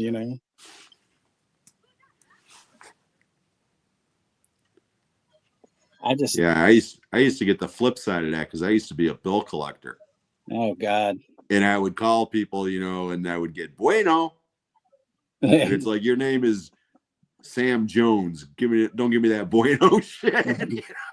I almost took a job doing that shit, and then I was just like, I know how it is getting tortured by these fucks. So I'm like, nope. No, that job damn near killed me, man. And I did it for 7 years. It was demoralizing. And it wasn't the death threats. I actually liked the death threats. I thought those were entertaining, man. It was just listening to fucking sob stories nonstop, Oh, I get it. And it's like half of them are bullshit, but it's like occasionally you would get one that you knew was real. And I mean, if you had any kind of soul whatsoever, it would get to you, So, yeah, you listen to that shit every fucking day, and it's like you start feeling like a piece of shit after a while.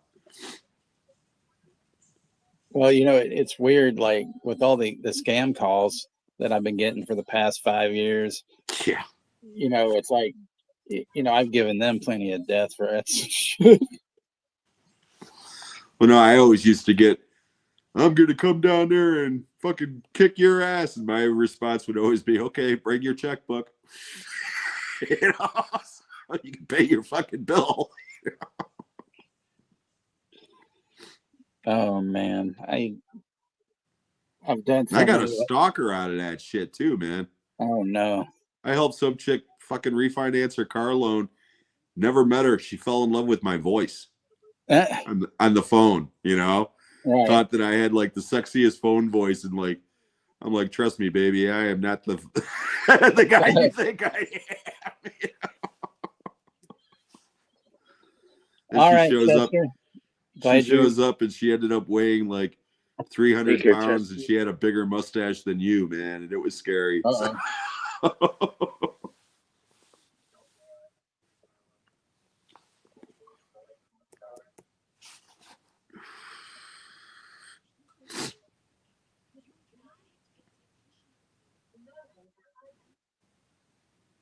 Still never ever had anybody ask me for a blank cassette tape, though. Yeah. What? Another thing about that guy was he didn't have any fingernails. It was like everything was all black, and I would joke with my coworker. I was like, that dude was in a tiger cage. Shit, you know. And he'd be like, what? And I'd be like, dude, he has no fingernails and everything's black. He was in a tiger cage, man.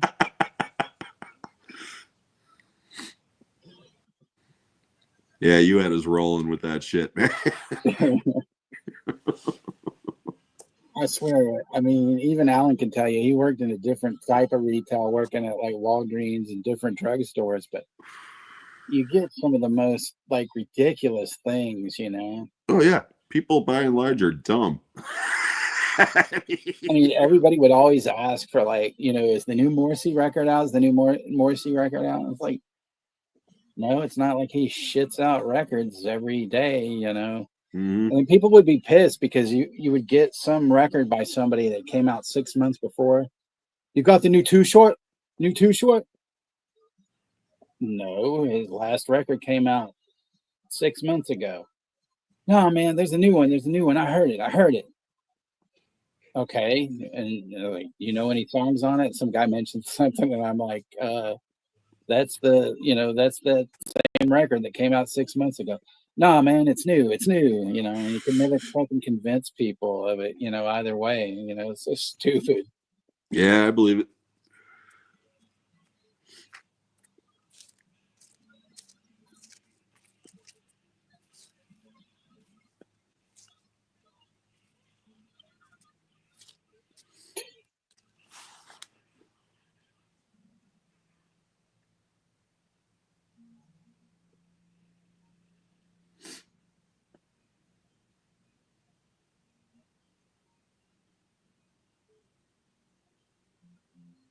Mustache of puppets.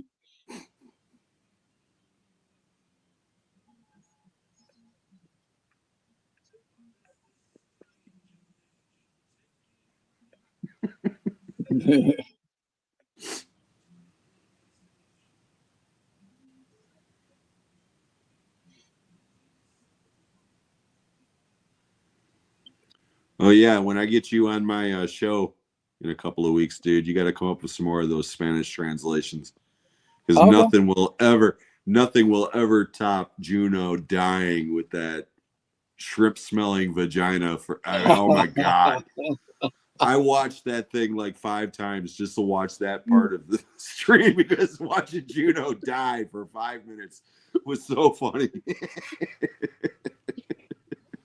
I didn't think you were ever going to recover from that the whole stream.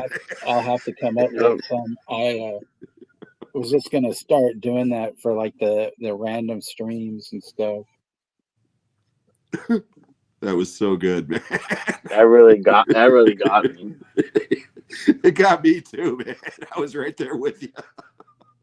It was definitely the best one that Texas said out of all the other ones. It was definitely the number one. Yeah, they were all good, but that one was definitely in a class by itself.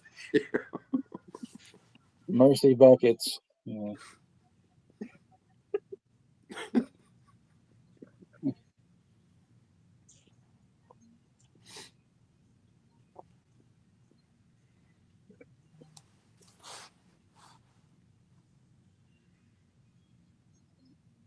Bring out the sax, Kenny G.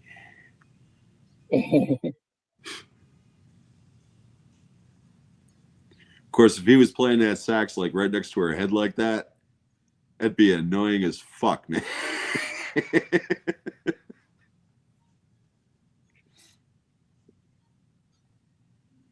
Imagine though if it was like it was a trumpet instead, and he was playing like some of that fusion stuff, like Miles Davis, like Bitches Brew. I don't know if you've ever heard Bitches Brew at all. Bitches Brew, yeah.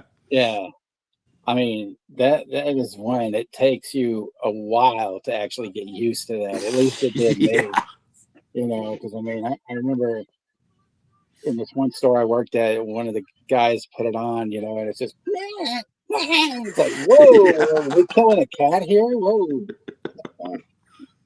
You know, I mean, I learned to really like it, you know, but man, the first few times I listened to it, it was fuck. Yeah, jazz is one of those things, man. I mean, there's so many subgenres of it. Right. Some of it I can get into, and some of it I just can't wrap my head Because I around, mean, you I'm know. like, wow, this is no, you know, live with the plug nickel, you know, it's like it's just fucked up, you know, like weird.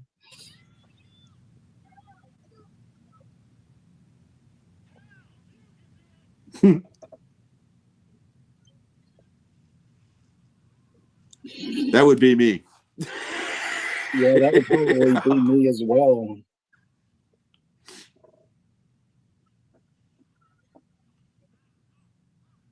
That's one that we got to do a watch party of. Hot Dog the movie. I love that movie. I think I've seen that, but I don't know for sure. The leg spreader. What's that? There's some movie like something about snow, like a resort maybe, but Iggy Pop's in it and stuff. It's weird. I don't know about that one.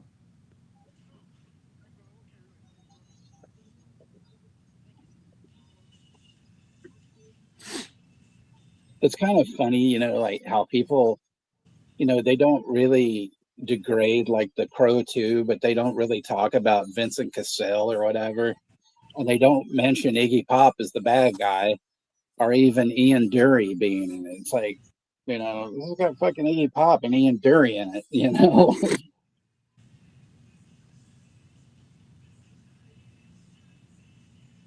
Halloween 5, The Mustache of Michael Myers. Yeah.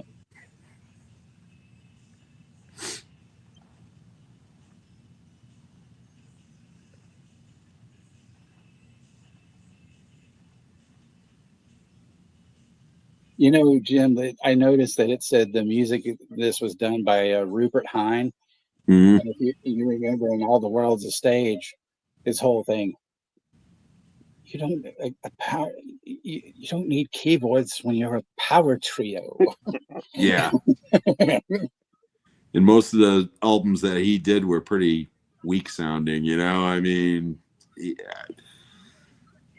I don't know. I'm a Rush guy, but that whole era, I'm not a huge fan of. A couple of those albums I love, but a couple of them I just, as the years have gone by, I just don't get into them that much. Well, even some of the like, you know, like I don't know, like Nuts and Bolts. I'm not a fan of that one. Counterparts? Or Counterparts, yeah, sorry. Yeah, see, that's actually my favorite one of the 90s because they stripped away all the keyboards, and that one's like almost a grunge album, you know? I guess I should listen to it more, but I mean, there's a few of them that I'm just like, yeah. Yeah, Presto, and Hold Your Fire are the two that I can't get into anymore. I just hated the fact, though, that it was like, not that things were necessarily filler or anything, but it just didn't, some of the stuff didn't seem cohesive enough to me. Oh, no, I'll agree with you on that. You know? I'll totally agree with you on that. Power Windows was probably their last really cohesive album before Clockwork Angels. Yeah, that's a good one. There's this fucking kid again. Yeah. Yeah, and that was a big pile of steaming shit from the humanity.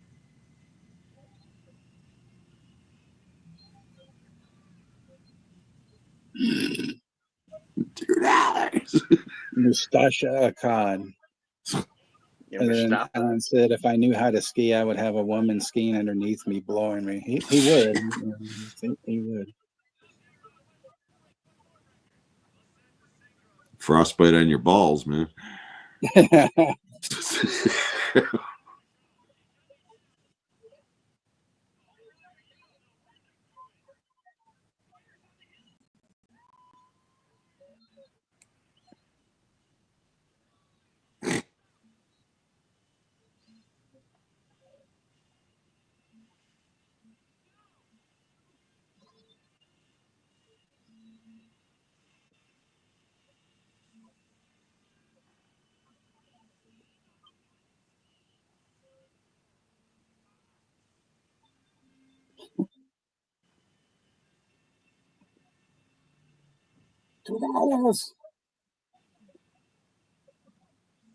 There's something following you.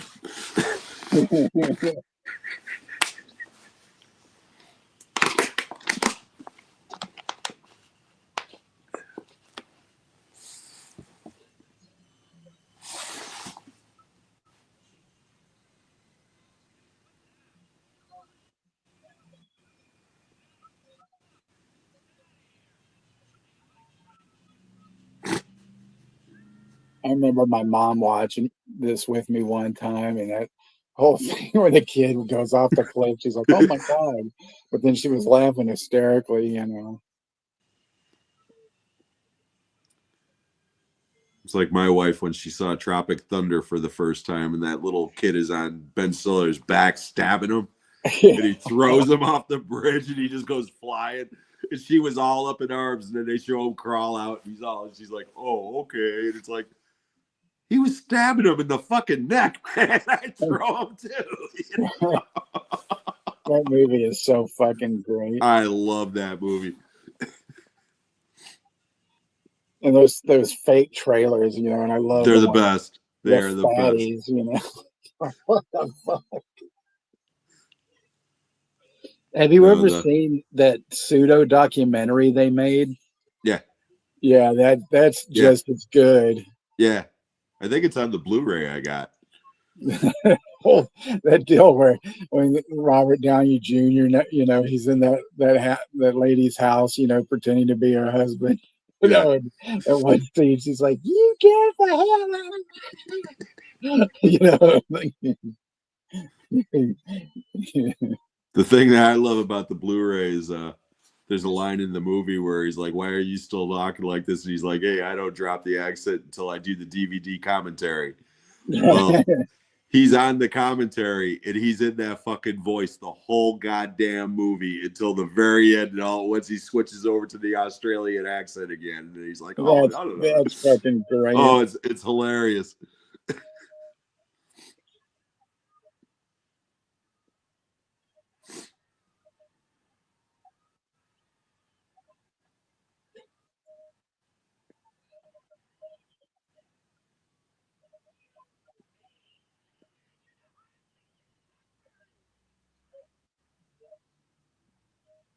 Nice try. Get lost. Yeah. I'd be like, "All right, fuck you, man." No, Tom Cruise is really good in that movie, Z. You know, he's hilarious in that movie. Everybody's good in that movie. Yeah. Jack Black doesn't get the love he deserves in that movie, because that scene where he's tied up and he's like, you know, "If you untie me, I'll suck your dick right now. I'll cradle the balls. I'll work the shaft, and I'll swallow the gravy."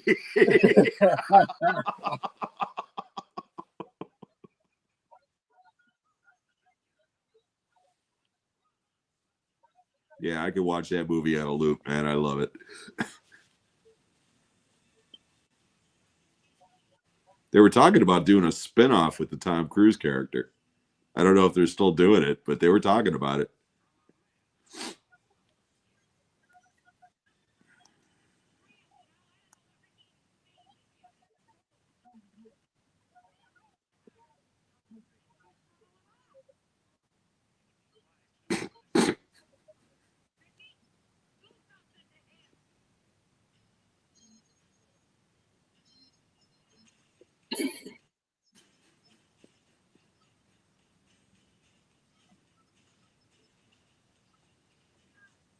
See, it's, you know, because mentioning like Rupert Hine, like you listen to this bit of the music here, and it's all fucking keyboards and shit, you know, like yeah, fuck.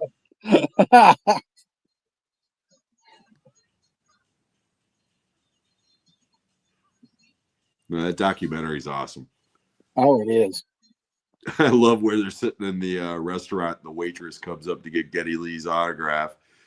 And Alex is like, "You want mine?" And she's like, "No, that's okay." He's in the band too.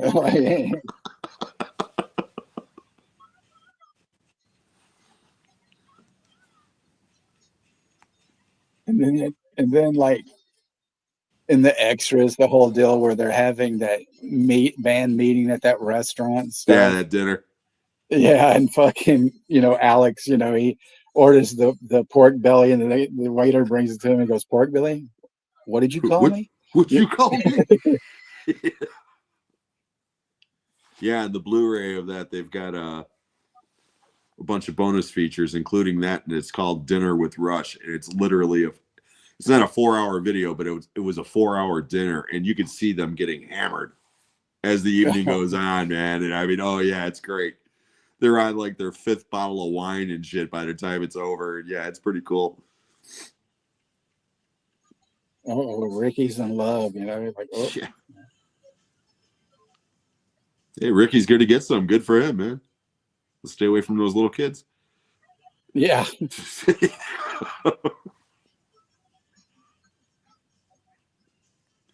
I love how his hand's literally around her head. Yeah.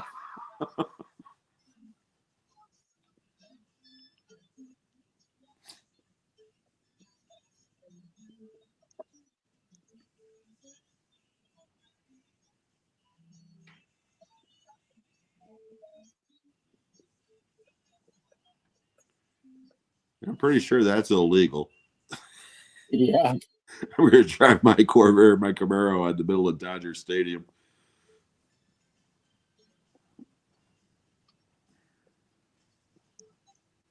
And there goes the paper boy still coming after him, Mm-hmm.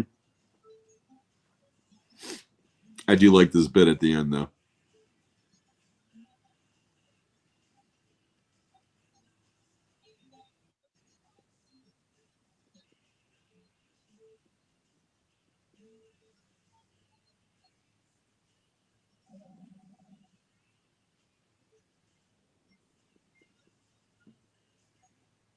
Yeah.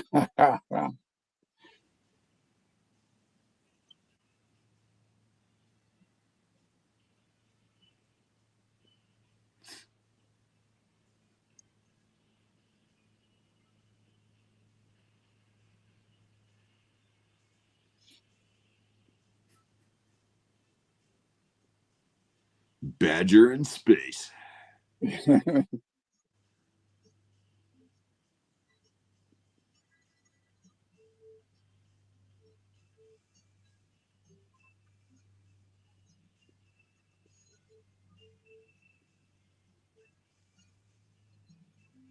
Wow, I actually made it to the end of the movie, guys. Yeah. So that was better off dead. Yeah. Now you got to do One Crazy Summer and How I Got Into College and do the Savage Steve Holland Trinity.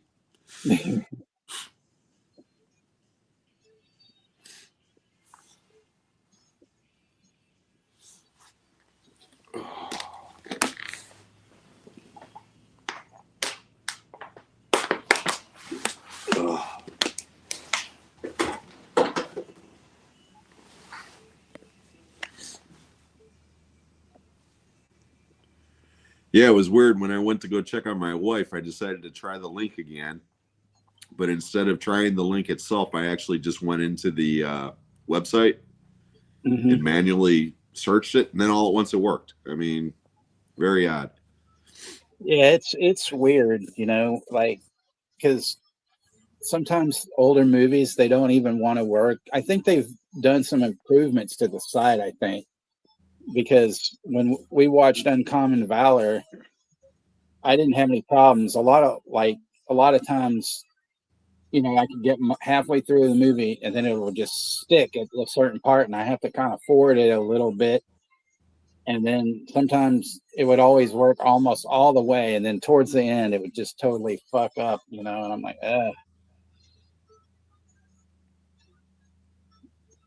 Yeah, I'm still bummed out I missed that one last night. Because again, that's one of my top Gene Hackman movies. I absolutely love that movie. Definitely a good movie. With great It's the best of the let's go to Vietnam and get our POW movies as far as I'm concerned. It really is. Yeah. Because all the other ones, I love Rambo, as much as the next guy. Those movies are cartoons. Uncommon Valor is not.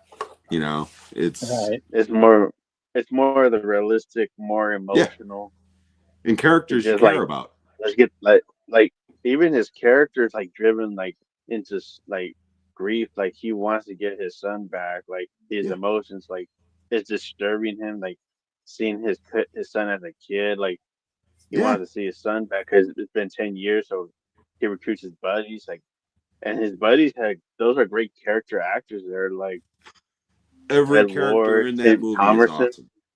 Randall Tex Cobb as Sailor was the best character. Like his character was the Absolutely. best. Absolutely. I mean, you got a movie with Robert Stack, Gene Hackman, and Patrick Swayze, okay? And yet Randall Tex Cobb steals the movie, you know? So, you know, and you're right. Tim Thomerson, Harold Sylvester, all those guys, they're great actors, you know? Yeah, I love that movie. Even Patrick Swayze, like one of his young performers, I think it's before The Outsiders. Same year. No, actually, The Or is Outsiders it? came out a year earlier. Oh, a year earlier, because yeah, because you got you also got Patrick Swayze in there, very still young. Yeah, coming out. Yeah, that one came out a year before Red Dawn because that was like his first starring role. Mm-hmm. Which, yeah, fucking Patrick and me got into it about that movie last night too. He doesn't like Red Dawn either. Well, I'm not a fan of it, but you know. No, but again, he was going on and on about how it was. I forgot what he said, but it was like I'd rather watch it over the shitty remake. That's what I Chris said. Hemsworth. I go, I love the original. I hate the remake, and most of the original love is because of nostalgia. You know. Right. Well, you know, I had explained to you, Jim, why like there were some movies like that I never watched because I was tired of the jingoism in the country because of the Reagan era and everything. Oh yeah, I get it. You know, and being the but I was a dumb high school kid that was like thinking that shit was plausible. You know, that if the Russians ever attacked, you know, what an interesting way to do it, you know, and stuff. Right. But and also Powers Booth. I mean, I fucking love Powers Booth, man. I'll watch anything with him. Powers Booth. He was also in that. He's also in a movie with. He's in that Sutter Comfort movie with. Oh yeah. Derek Carty's brother and Fred Ward, who was on. TK Carter. Oh yeah.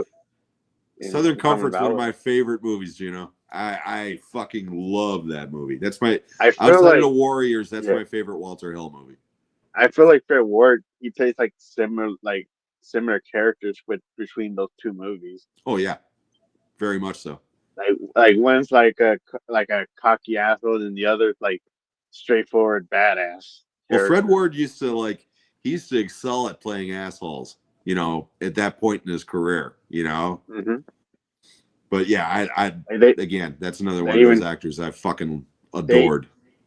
They even had him play a bad guy in one of those in the Crow Salvation movie, where he's like the bad guy. Like I only saw the first two Crow movies, to be honest. I gave up after that second piece of shit. Yeah. Yeah, they had Fred Ward as one of the bad guy cops, crooked cops. And they gave him a goofy role because he's like saying weird shit in the movie, but I like to see Fred Ward in a lot of movies. Fucking Remo Williams, man. I love that movie. Yeah. I fucking love it. Yep. So P. Rich tomorrow night, he's got Dogma. Yep. Yeah. So underrated. My favorite Kevin Smith movie. It's my favorite Kevin Smith movie. It's not the funniest one, but it's my favorite. Yeah, really good one. Because I love the first two Clerks movies. You know, those movies are fucking gold. You know? The first two are great. So for Rosie, here's an unopened spork. Yeah, that's one thing.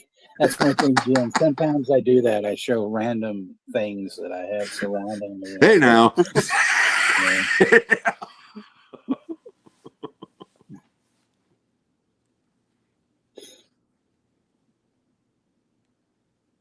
Oh, shit. Yeah, we still got some people in the chat. Yeah. And I'm sorry, everybody. Like, if I fucked up, at the beginning of the stream, but like I said, I consider you all family, and I just had to get that out. I've just had shit building up in me for like a week, so. Hey, no apologies necessary, man. Like, it's all good. It's all good, brother. It's all good. It's just one of the weirdest things, and his wife, I don't know why she didn't contact me. Yeah, that's the part that, from the outside looking in, that really sucks. I mean, obviously it sucks more to lose your father, regardless if you were close or not. But to go, what is it, 9 months without hearing anything about it? That's no. Well, yeah, 9 months. You said it was last June, right? Yeah, but I mean, shit, I hadn't spoken to him. I think the last time I spoke to him was like 2019, and our conversation didn't go very well. Yeah, but still, man, I mean, there's ways to get a hold of people in this Right. day and age, especially. Come on. Well, see, and that's the thing with him. It was always me calling him, trying to get a hold of him sometimes. And then,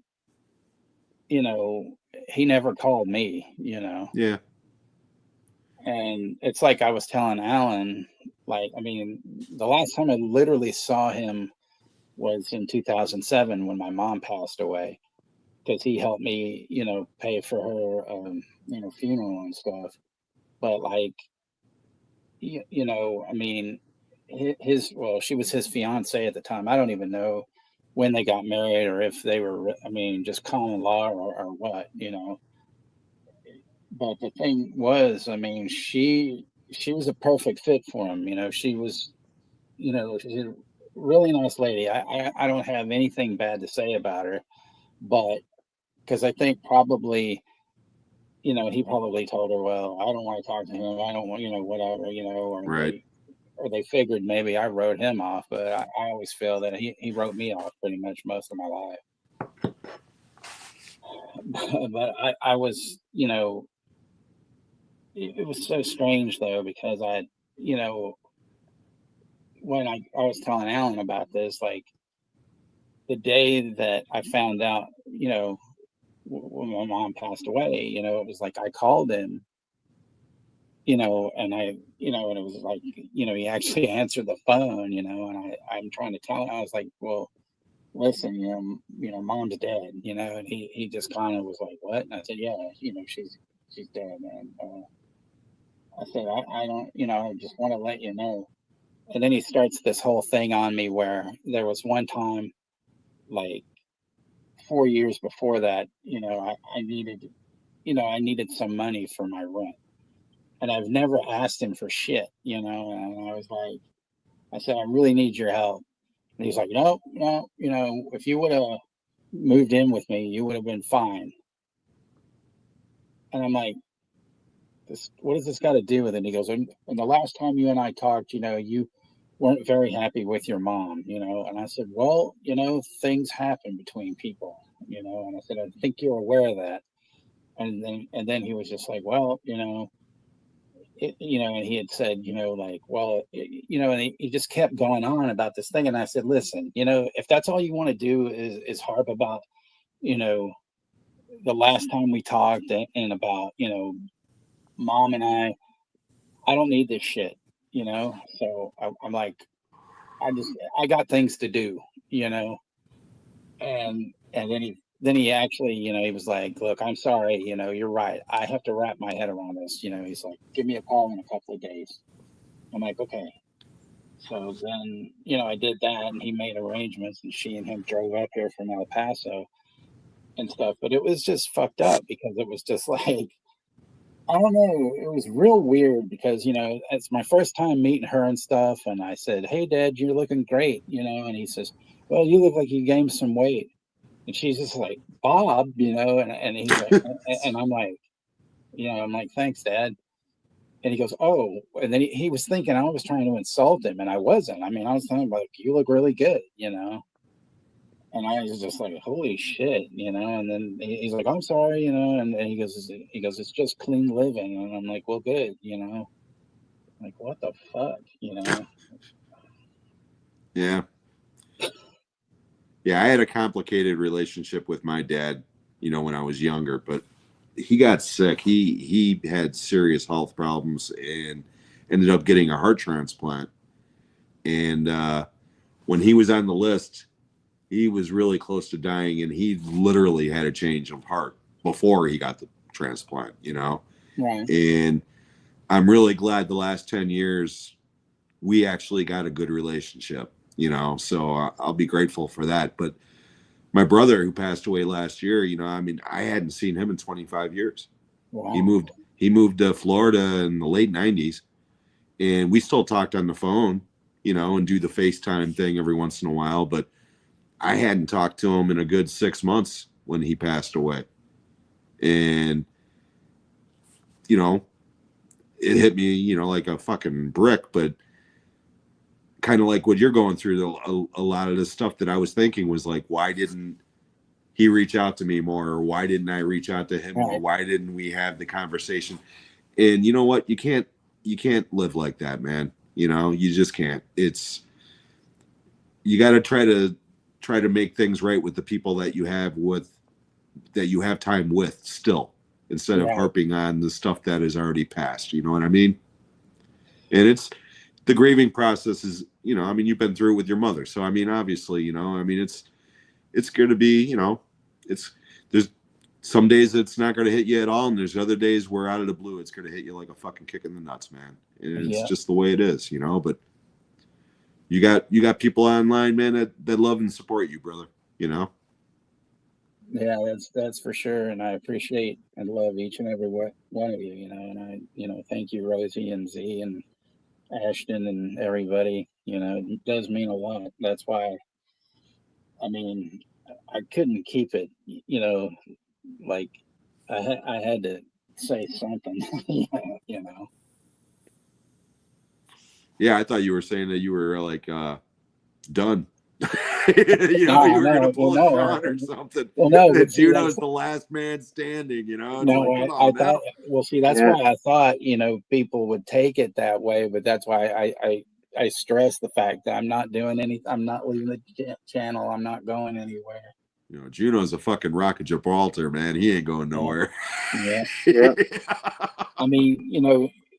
Juno is such an awesome person because he's always thanks for having me on, and I'm like, you don't have to thank me, man. You're part of this. It's like you're gonna be on here no matter what. So it's just the way I feel. But that's the one thing that I really like about Juno, though, is that he has such grace as a person. He is a genuine human being, and absolutely, there's too few people like that, and everybody could learn some fucking life lessons from Juno. That's for sure. Yep. Nope. You're one of the real people, Juno, for sure. Yeah.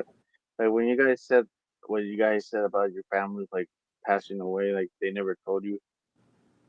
That happened to my not my step uncle that passed away in October, but a couple of years ago. My dad's brother, my uncle, he passed away like pretty much 2 weeks because I was trying to contact my dad and I was trying to text him and call him where my dad's number, and then my cousin found that there's an obituary and they let us know like what happened and my uncle passed away, and they didn't even know about that because they just found out because nobody told them, not his wife. Yeah. And that really pissed me off and it also really fucking made me mad because like they never told them. They were even shocked too because they just told me and my mom. I'm like, what the fuck? Yeah, it's a shame. I'm sorry to hear that, man. Yeah, it was sad because like it was like the following week I was trying to text him. I wanted to text him to see where my dad, like, have you heard from my dad? Which I did hear from my dad months later, but it's just like a week later I see this obituary about my uncle passing, and I'm like, but it just really pissed me off, like really angered me because his wife didn't even nobody know. Yeah, it sucks. Bitches. Yeah, it's just like it really angered. It's just like it. Yeah, it was sad to see it because I was trying to contact my uncle and stuff, and now he's gone. It's just like seeing his obituary. Well, I know my dad, he had like a lot of back problems and he was having to go up to, I think it was New Mexico or maybe Arizona for treatments and shit. And I don't know. And then like his his wife, he had told me at one point that she had gotten some sort of cancer and that I guess she had to have part of her stomach removed or some shit. And there's just times when somebody tells me, somebody that I care about, they say, "Oh, well, I've got cancer or this and that." I have a hard time dealing with it, and nothing on them, but I'm weird like that. I clam up about shit like that. And it's not that I don't care, about them, but I just don't always think that somebody wants to hear, well, I hope you'll be okay or this and that when it could be a hell of a lot worse. You know what I mean? Right. And so it's like, well, what the fuck am I going to do? You know what I mean? So then like, that could, I mean, I keep thinking, well, maybe that, he didn't think I was sincere enough, because I told him, so like, well, I hope she's okay and this and that, but then I wasn't talking to her and I should have, sent her an email and this and that. And I haven't, and I've been trying to debate should like, what happened with my dad, or whatever, but I don't want to get into it with somebody that I like, and then seem like it'll just make things worse. It's kind of hard for me to kind of figure this whole thing out, but I feel like somebody should have fucking let me know, no matter what. Yeah. I mean, and like I said, the obituary was very well done. And I mean, I'm the only thing that it has my name in it, just saying that, I was, I'm I'm survived, and she is, and some other people, and stuff like that. But it's fucking weird, Yeah. So I don't know, but just I don't I don't like it, Yeah. But then being, like I said, they were divorced when I was 5, and for years I always thought I was the cause of it, which I never was. But then, nobody ever tells you, hey, this is not your fault, or whatever. So, I don't know. Yeah, unfortunately, kids always think that. My grandson, my stepson and his girlfriend, they never actually got married, but they split up when he was 6 because my stepson was out having some drug problems at the time. And Bryson was convinced for years that it was his fault that mommy and daddy split up. And it was like, no, buddy, it was never your fault. I mean, me and my wife raised that kid for the next 4 years. Wow. He lived with us. We got married and came back from our honeymoon, and him and the girlfriend broke up 3 days later, and Bryson moved in with us the next day and stayed with us for the next 4 years. Full time. Oh, that's so. I'm glad. And I never had kids of my own before that. So I went from being a bachelor to being married to being a daddy. Like immediately with a 6-year-old, man. I mean, you want to talk about a crash course in that shit. But I mean, I hold you in an even higher regard now. Well, to do that, I'd walk through fire for that kid. Yeah. I mean, I love that kid to death, so it was never an option. I was raised, family comes first, regardless if you can hate your family, but they're still your fucking family. You know what I mean? Yeah. I haven't talked to another one of my brothers. I haven't talked to him in 20 years. Okay. It's not that I don't like him or nothing. It's just that we don't have anything in common. Okay. But if he called me tomorrow and said that he needed a kidney, I wouldn't even think twice. It'd be like, let's go. You know, he's my brother, you know, so Yeah. it's just the way it is. Well, it's like with Moonbeam's kid. I mean, she's older. I mean, she's like 12, you know, but, you know, one time Moonbeam said, she goes, you know, you just think like you already want to create this family unit. And I said, yeah, maybe I do.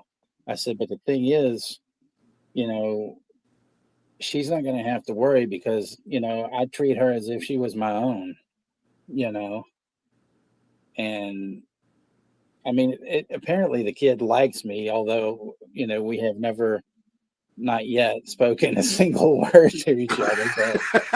But I mean, that's what she's told me. She goes, well, she likes you, you know, and I say, she goes, she's always, you know, she's like, she said something to the effect is, she goes, well, you know, he's really nice, you know, and he bought you that bracelet and, you know, he does these nice things for you. You should date him.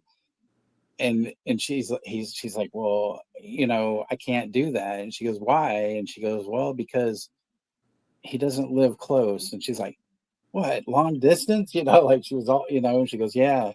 And then, you know, and then she told me once, she said, well, I can't, you know, she goes, I can't let you, you know, talk to her, you know. And I mean, I didn't ask to talk to her, but she said something because, you know, she's plotting. And I go, what are you talking about? She's like, well, you two would be up to things, you know, and stuff, you know.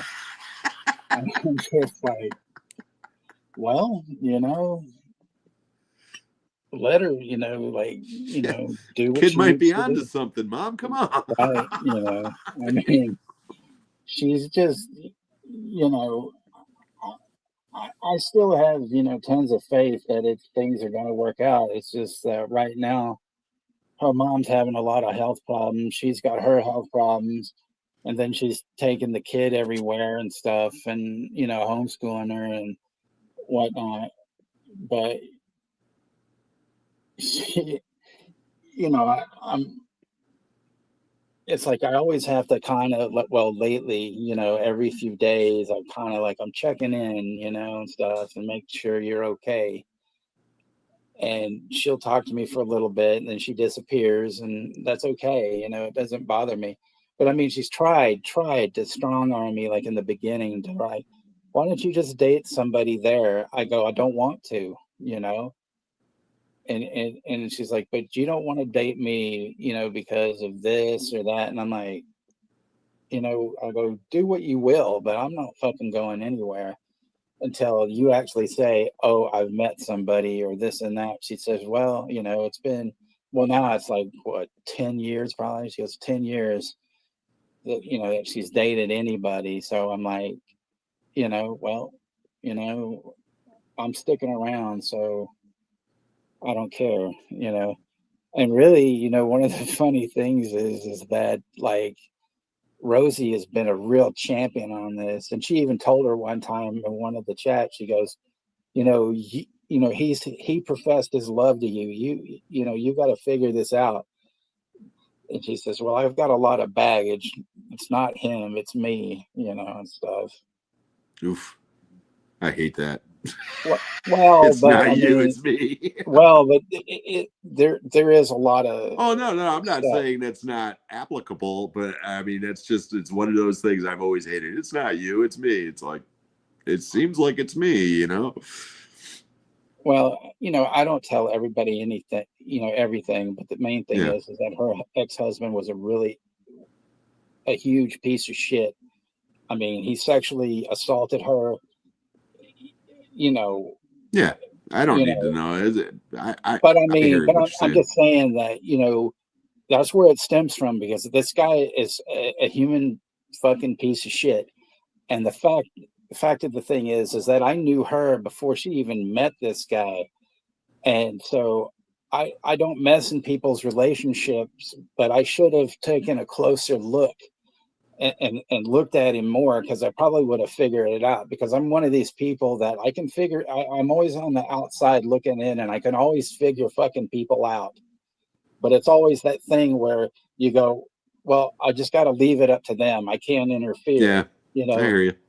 But in this, I should have fucking interfered in some way, whether or not, the interest was there or not, just for her safety, Yeah, but then it probably would have been spun around and you'd be the bad guy.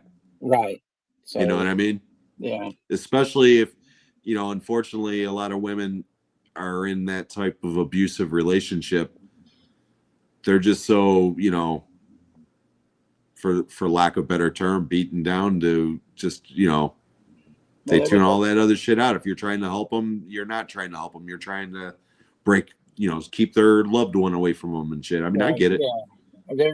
But there were a lot of things. She didn't think the cops would help, and her family is like of this different ilk to where they feel like therapy of any sort is a weakness. Yeah, fuck that shit. I don't get that at all. Yeah.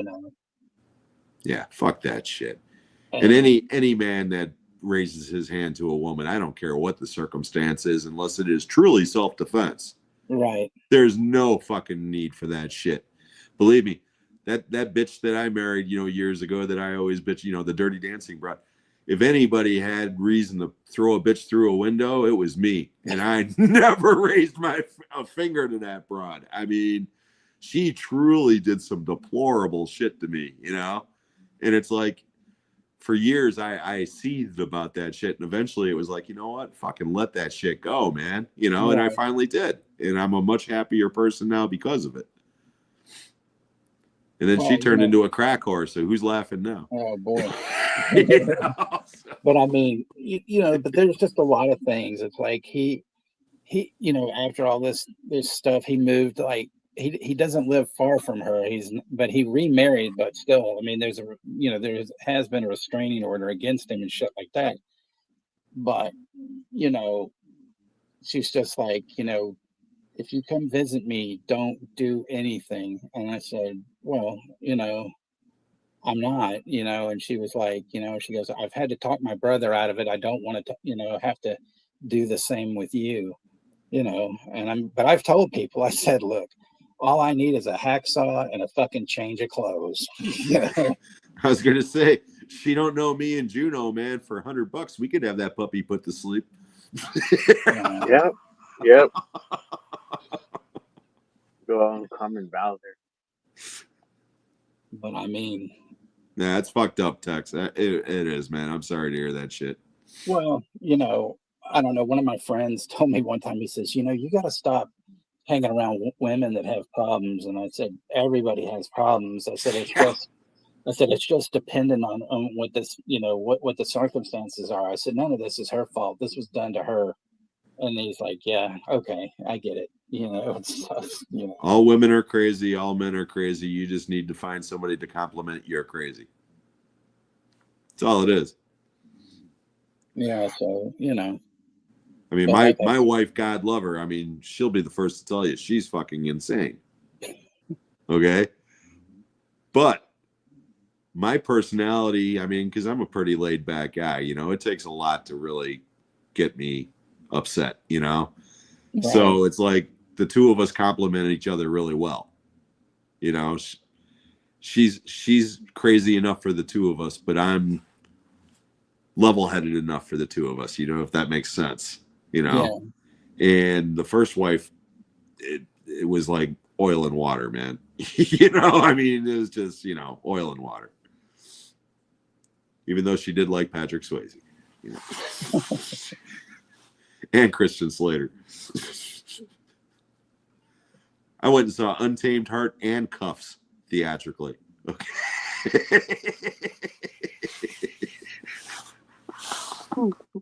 That's love, man. Well, I had to buy my ex-wife Spice Girl CDs. So. Yeah, that's love. I want to be my lover. Yeah. Good. I've always changed the lyrics to that song, Juno, to "If you won't wear a rubber." Well, I mean, that's all I'm gonna say. If you're not gonna wear a rubber, you can put it in my end. There you go.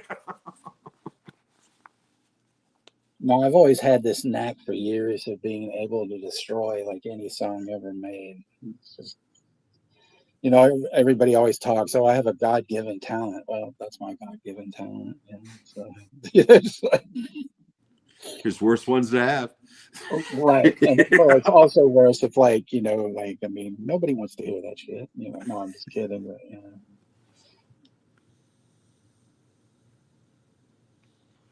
Yeah, my God-given talent is coming up with bad jokes at inappropriate times. Lazy said, Juno, thank you for putting that dang song back in my head. Yeah, no shit.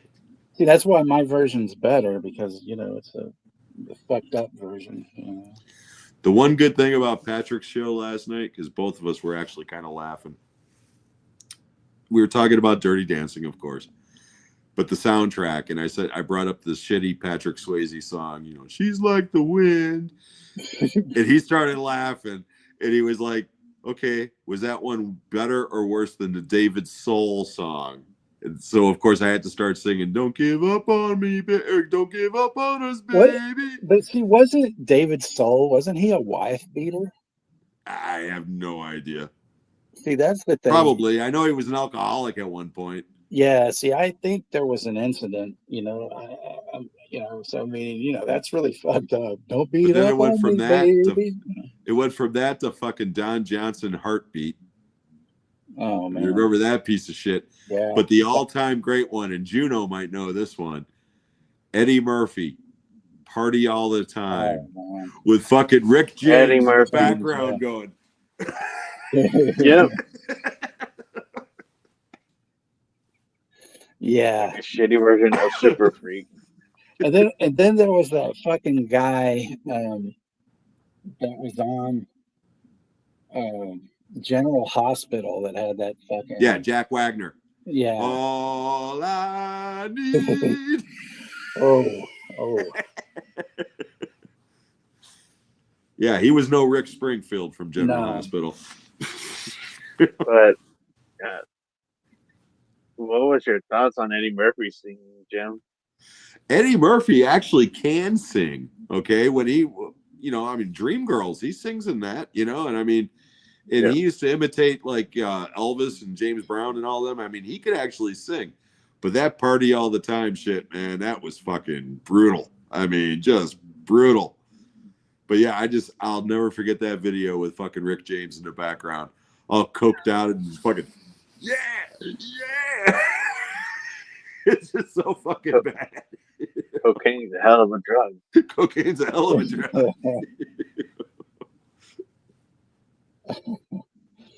And Kayla Boo is here. She says that, you know, I was good. She smashed that like, so that's cool, you know.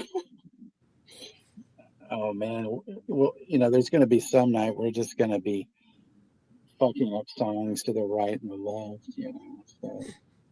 Oh, I forgot about the Bruce Willis Bruno album too. Oh Jesus! Yeah. Have you ever heard that piece of shit, Juno? Yes. Oh, I didn't know Bruce Willis sang. Bruce Willis put out an album called The Return of Bruno. Go on fucking Amazon Music and check that shit out. I guarantee you will not get past the second track. It's like shit. I didn't know Don Johnson sing a song. Yep, Heartbeat. I'm telling you, man, the 80s were a fun time. The only guilty pleasure that I will, you know, admit to that has, you know, the word heartbeat in it was the DeFranco, you know. The what? DeFranco family, Heartbeat. It's a love beat. Oh yeah, Heartbeat. It's a love beat. Yep. Oh God. But then there's also that fucking great Wire song called Heartbeat, which is great. Oh, you know, okay. Everybody that's left in here can answer this question. I was thinking about it, since there's so many fucking concerts and shit on YouTube. What if like I stream a concert one night? I'd be down for that, depending on who it is. Well, I mean, I'm not gonna do any REO Speedwagon, but no. But there's that German show, Rock Palace, I think, and there's a wire show that's so just fucking good. Like I've watched it like 2 or 3 times, and it's just fucking amazing. By the way, I fucking saw REO Speedwagon. Fuck you.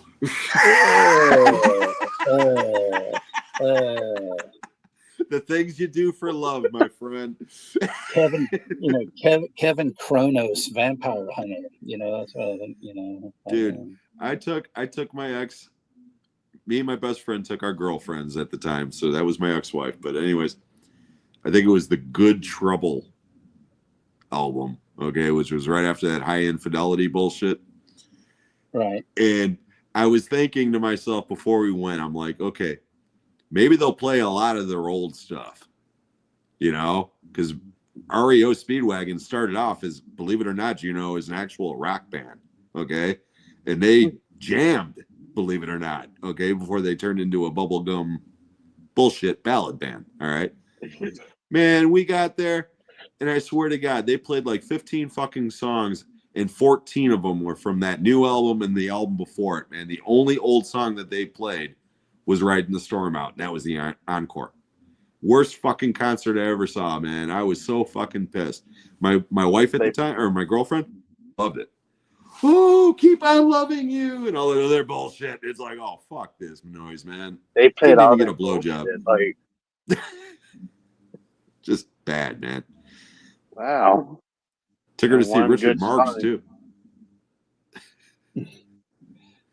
Bon Jovi.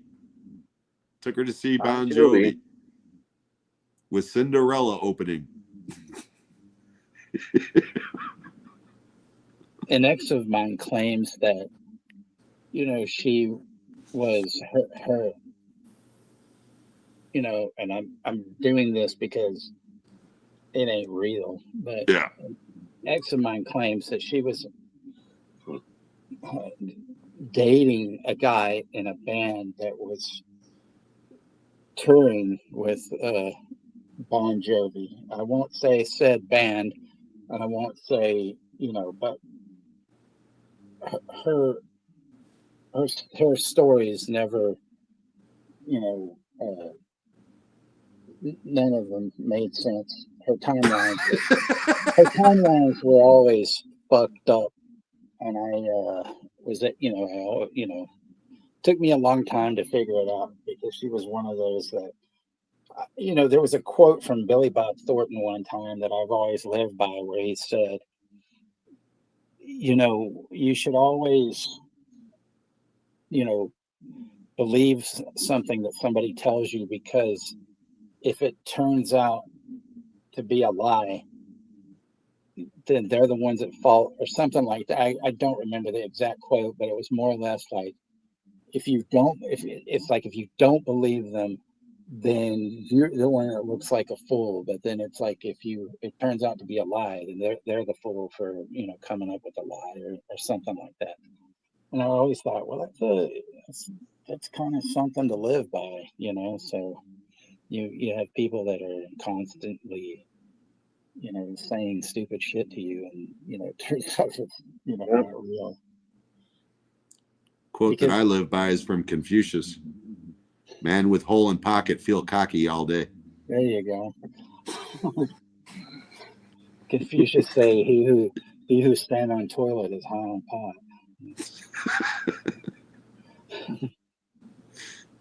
Nice. But yeah, we got about 3 people in here, and we probably yep, Rosie's still there. Yeah, she's a real one. We love Rosie. Yeah, I mean, she would probably stay all friggin' night if she didn't have work, or whatever. She's like the last one where it's like, okay, get the fuck out, okay, not in those terms, because I'd never say that to her. Like, closing time. Oh, not that either. I used to go to these independent wrestling shows, and I used to always play that at the end of the night to get people out, and so it's like, oh, fuck off with this song. Yeah. We'll burn this bingo all down if you don't Yeah. stop playing that fucking song. Yeah. Yeah, the pizza place bar that I used to work at, that was the fucking thing that they would always play at the end of the night, every goddamn night. And I'd always be like, not this fucking song again. Yeah. I'm right there with you. I always I'd always be like, okay, it's 5 minutes till closing. Please get all your impulse buys now. We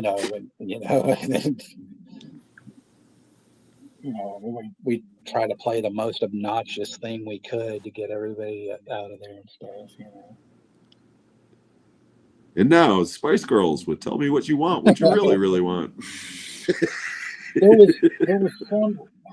There was some rapper that had this great song where it would say, "Get the fuck out, get the fuck out." And sometimes we would play that,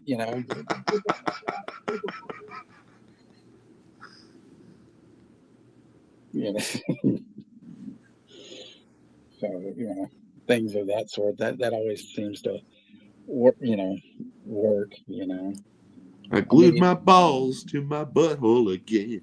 The two best songs to get people, like if you have a party and you want people to get the fuck out, is Frankie Teardrop by Suicide, and pretty much any Throbbing Gristle, like Slug Bait is a good one, or Hamburger Lady. Those are just fucking, what the fuck is this?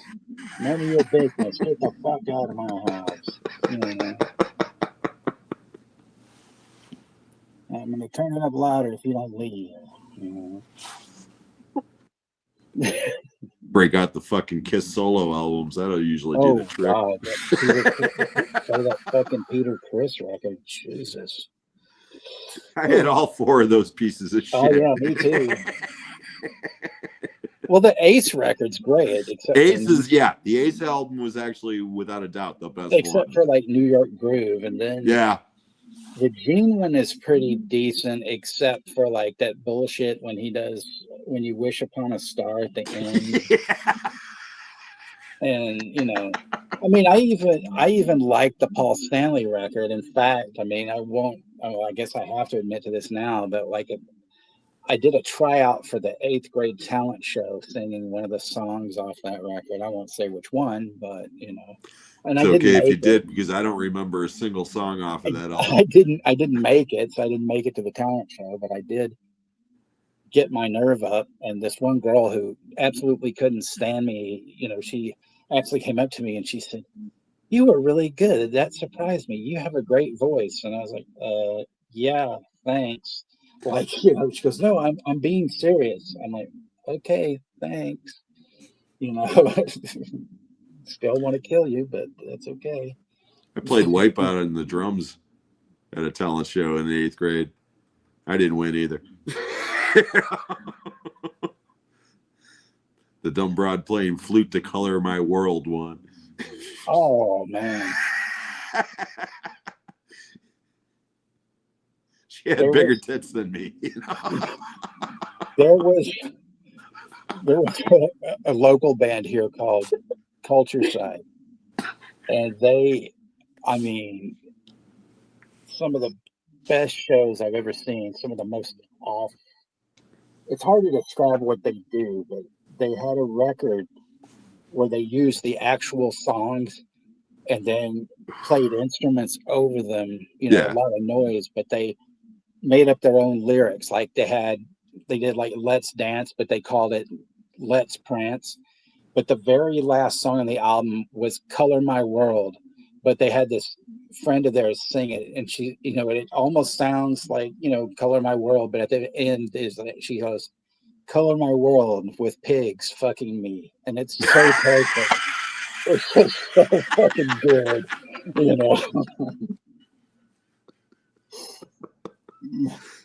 That song is tarnished forever now.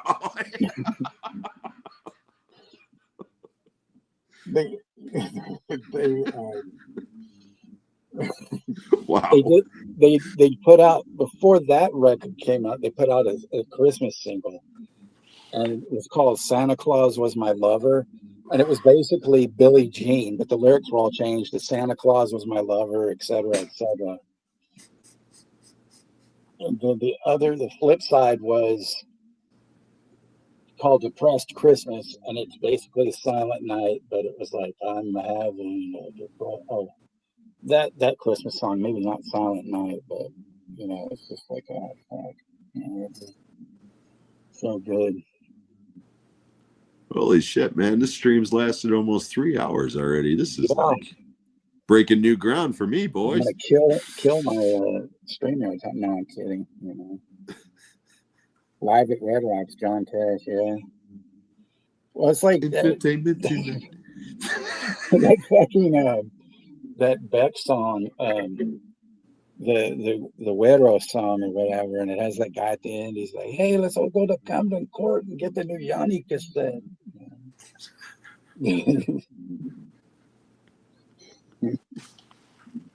Yeah, I guess that John Tesh would drive people insane, maybe. But you'd probably get some drunks or some stoners. Well, this is some cool shit, man. Is this Pink Floyd? Wow, fuck. Some pretty strong acid. You get those two confused. I've seen weirder. Oh, this is cool, man. This song's great. You got any dope? Like, what are you talking about? Yeah, I went to a Grateful Dead concert once, and I didn't really enjoy it because I think I was the only person in the entire fucking audience that wasn't tripping balls at the time.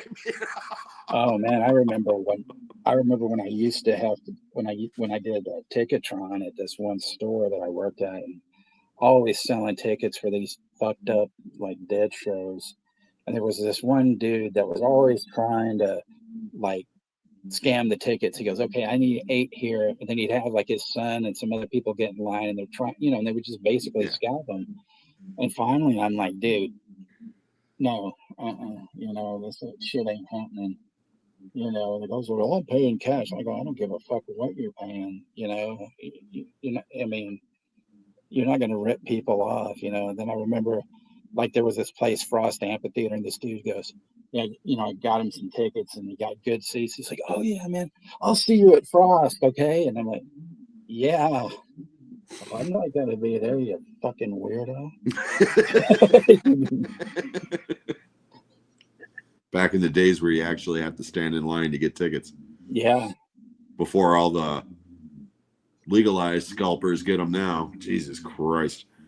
Yeah. It's pathetic when tickets go on sale now. Of course, I haven't been to a show in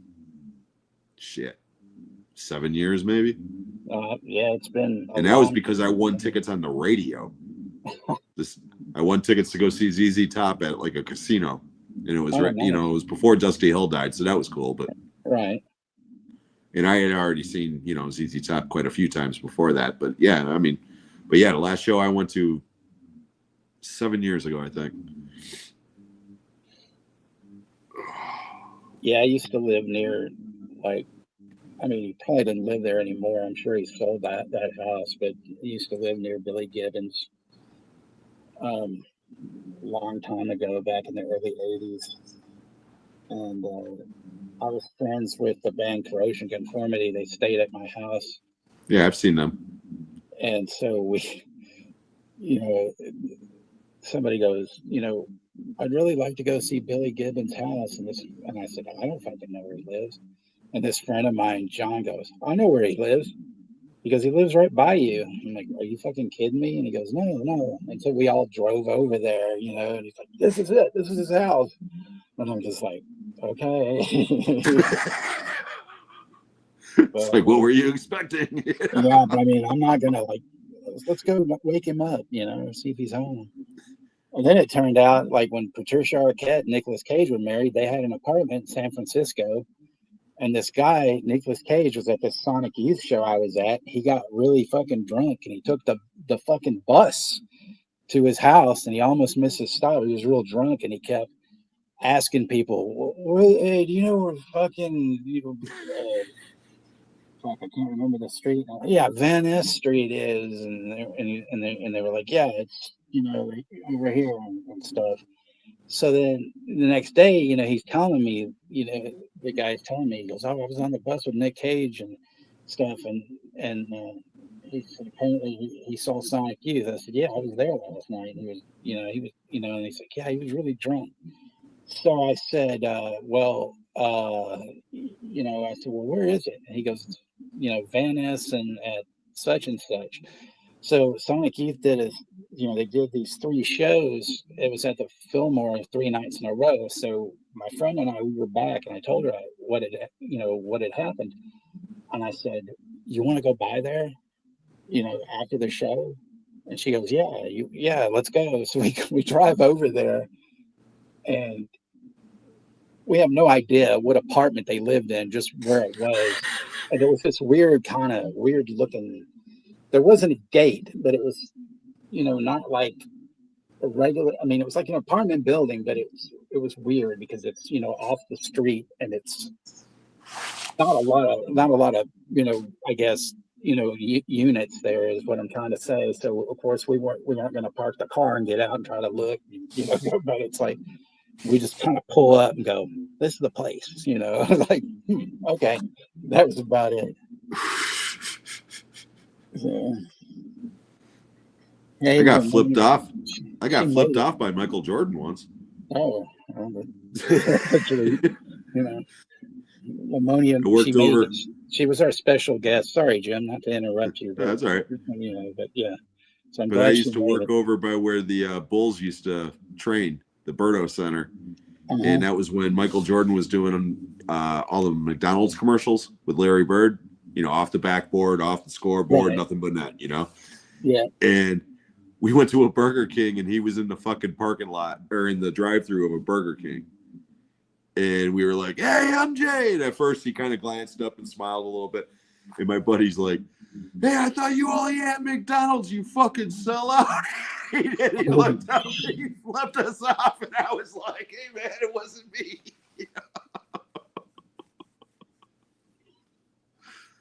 Who knew Michael Jordan was actually a Whopper guy,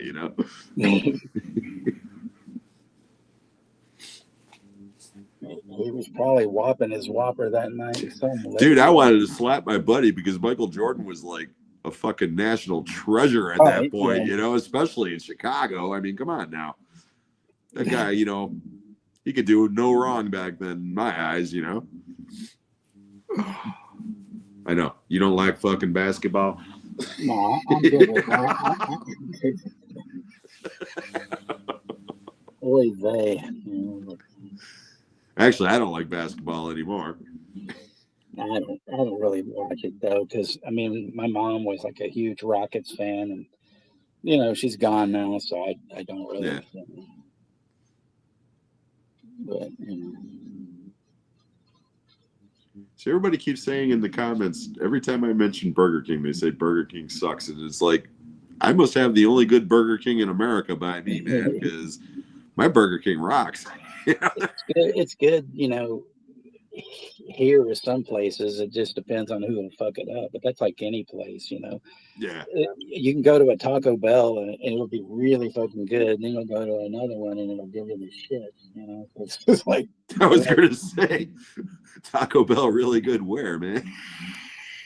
Unless, like, the only way that if you get a shitty Burger King is either they're just dicks or a bunch of assholes that don't give a fuck about taking your order. Right. Yeah. Like, because I encountered a few of them in my area when I had Burger King, so that's why I said fuck Burger King at times. I'm like, fuck this. I'd rather eat Taco Bell shitty food than eat this bullshit. I'd rather eat a can of dog. Like that all the time. I'd rather just make it a damn sandwich instead. Yeah. Bring back Spam. Spam. That shit is so gross. I'll just go out and look for some roadkill. Yeah. See, Lamonia, see what you missed, Blay. Damn it. You're gonna have to join us next month for something, you know. Like I said, And every time I come on here, we start talking about fast food joints, man. It must be the fucking THC kicking in finally. Anyway, we're at the 3-hour mark, which is like a fucking marathon for me. So yeah, me too. And my phone just hit like its 20% mark, so I need to get the fuck out of here, you know. But hey, man, thanks for having me as usual, guys. I appreciate it. You're welcome anytime. It doesn't matter. You know, it's always fun to hang out with you guys. Yes. You can watch the replay later, and then you can see what kind of lunatics we are, and you know, you can see I'd like me. to think we were pretty restrained tonight, actually. Well, except for me. I mean, you know, having my breakdown and everything, but I had to give everybody the news. I think I did better than most times. You know, I've done worse. You handled yourself quite well, my friend. Well, it's not the first time. I mean, I've had a couple of things. You know, sometimes remembrances about shit, and I get but you know.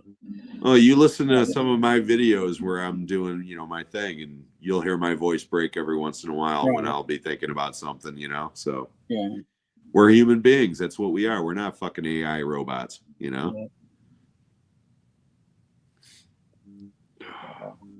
All right, but yeah, I'm definitely going to check out, man. It's definitely past my bedtime. I'm an old man. Yeah. Hopefully, you guys can stop by my show on Saturday afternoon. Yeah, I don't think I'm not, doing anything. I should be there. I always try to be there. Yeah, I'm going to have Dan from England on. The guy he used to be Dan's Movie Cave, but he's on the Talking live streams and the Westerns for Life podcast with Carlos and Jeff 101 Bronson over there. And first time I'll ever actually have a conversation with him. Wow. But it's kind of like a mutual admiration society. I've been watching his shit for a year. He's been watching my shit for a year. And Carlos has been giving me a little bit of background about him and stuff, and stuff. So, yeah, it should be fun. He's a big Canon Films fan. Oh, okay. That'll be. So that's the angle I'm going to be going with. So, and I know you guys are both Canon fans, so it should be fun. Just skip all those inane questions, from the from Stacy. Well, you mentioned it. I was trying. Hey, I mentioned it. It is what it is, ambiguous as possible. From the questions from Amelia Perez, what? What? Fucking shit. You said get nominated for that's not what I'm not even referencing the movie though. Oh my God. I mean, well, see, Juno took one for the team. He watched that motherfucker. Did you? Yeah, I saw that piece of shit, and I'm like, why is this piece of shit nominated? Like, it does not deserve to win awards. Like, it fucking got awards. Like, even like Zoe Saldana, which I seen her in a lot of good shit, she wins an award for this piece of shit. To me, I thought You're it the was first person that I've met who's actually seen it. That's why I was kind of, surprised. Yeah. Well, somebody had to do it, I guess, and I was going to, but the Juno beat me to the punch, so I didn't have to watch. You're a good man, Juno. And also, the person that played that Amelia Perez, I heard that she's a piece of shit too. Yeah, I haven't seen that either. Yeah, like there's controversy where she's a piece of shit. Yeah, well, she was talking a lot of smack and all that, so it's kind of like I think that's one of the things that probably hurt the movie in itself. Yeah. Not the subject matter, but somebody that can't keep their fucking mouth shut. Right. And it's also what's bad enough. It's also a damn musical. Yeah. Well, yeah. See, and I heard the music's not very good. Yeah. I mean, again, I haven't seen it. I really have no desire to see it, but nah, skip that. That's one of the worst pieces of shit ever. I don't even know why that was even nominated. Like that was a bullshit movie. Like there's even better stuff that should have been nominated in that instead. Like instead they get this piece of shit on there. Yeah. Again, there was 10 movies nominated. I saw 2 of them. Yeah. 2 of them. And I might see maybe 2 more of them. You know, most of them I have no desire to see. You know. Yeah. I mean, even The Brutalist. It's a 4-hour movie. You know, I mean, I don't know if I can handle it. You know, it's just, from what I hear, it's a very slow, deliberate movie, and it's like, yeah, I don't know if I have the patience for it. You know. Yeah, most of those movies. Oh, go ahead. I was just gonna say, like, if I watch it, I'll probably be watching it over a couple of days. I probably couldn't do that in one sitting. Yeah. So. Yeah. Because most of those movies that are nominated, I don't even know what the hell most of these movies are. Yeah, I know. Like the only one I've seen is The Substance, and like other shit that's like nominated. Of course, the Emilio Perez piece of shit I saw that. Piece Yeah, of and I shit saw Dune. That was the other one I for saw. Best Picture. I'm like, what the fuck? This piece of shit. I saw the Jesse Eisenberg one. Yeah, I haven't seen that either. Sean saw that. He said that was really good. It is good. But I mean, I got to see Honora and see what I think of it, because most people are telling me, well, it's not really a Sean, it's not Oscar nominated. Sean, and I mean my Sean, not your Sean. He said that Mikey Madison, or whatever her name is, was really good. You know, her performance is really good, but the movie itself, he says, was nothing special. Well, it's directed by that Sean Baker guy, right? Who did Florida Project or whatever. Yeah, Florida Project, and he did Tangerine or whatever. Yeah. And I mean, Florida Project, it's good because he had a bunch of non-actors in it, and then he had, like, Willem Dafoe kind of, as a supporting actor, and he kind of carries it, at least in his part. But like the little girl at the time, Brooklyn Prince, I think she's pretty decent, and stuff that I've seen her. But she's, she was just basically in a movie playing a precocious, probably, like, she was probably 6, or 7 in that movie, and it works. It's really good, and stuff. Yeah, I've never seen it, to be honest. I've heard of it, but I've never seen it. I mean, it's nothing like, mind blowing, but it's good, yeah. But so you said Sean and Jen are doing a stream supposedly this week? Supposedly, yeah. Boondock Saints on Friday. Okay, because I saw the blurb where they're going to be doing Grindhouse or something later in the month or something. Death Proof and Planet Terror or something. Oh, I didn't see that one. So. But that was like marked on the 25th or some shit, so. That one I didn't see. So. Okay. Yeah, I didn't even know those two were back together. So, hey, good for them. Yeah, whatever. I mean, I'm not complaining about nothing, I got other things to worry about, Right. I mean, that's not a knock or anything. No, not at all. Not at all. We all got our own things going on, that's for sure. I just need I need to keep in touch with him and just sort of find out what's going on and do whatever he wants to do. I mean, I want him to, everything to be cool, Right, right. That's all I got to say about that. Right, absolutely. Oh, Chester says he moved it to the 8th on Saturday. Okay. Well, probably the same time I'm doing my show, the fucker. Probably after yours. Probably after yours, because you're usually at 1 and he's at 3. Yeah, it's actually going to be at noon this week. Oh, okay. It's going to be an hour earlier because Dan in the UK, he's got to get up to go to work the next morning and asked me to move it up. So I was like, no problem. But anyways, yeah, it's fucking 12:30 here, man. Yeah, gone on quite a bit. Yeah, so I am definitely going to check out. But again, guys, thanks again for having me. It was a blast as usual. Of course. It's good having you, Jim. And anybody that's still in the chat, Rosie, Chester, Greg, thank you so much, guys. If Lay's still around and everything. Yeah, I'm looking at the comments here now. So I gotta give a shout out to Todd Christian as well, because he's always, watching the after party, kind of thing, the after show. rewatch. So, you know.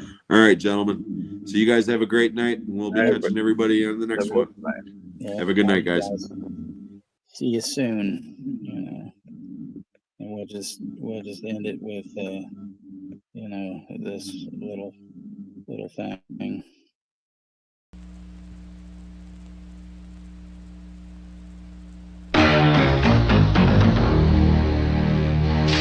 Does it ever feel like everyone's got more going than you do? Oops. That everyone is smart? So you're Al Myers' kid. Yes, I am. You look pretty stupid to me. Thank you. You say the best skier in town just ran off with your girlfriend?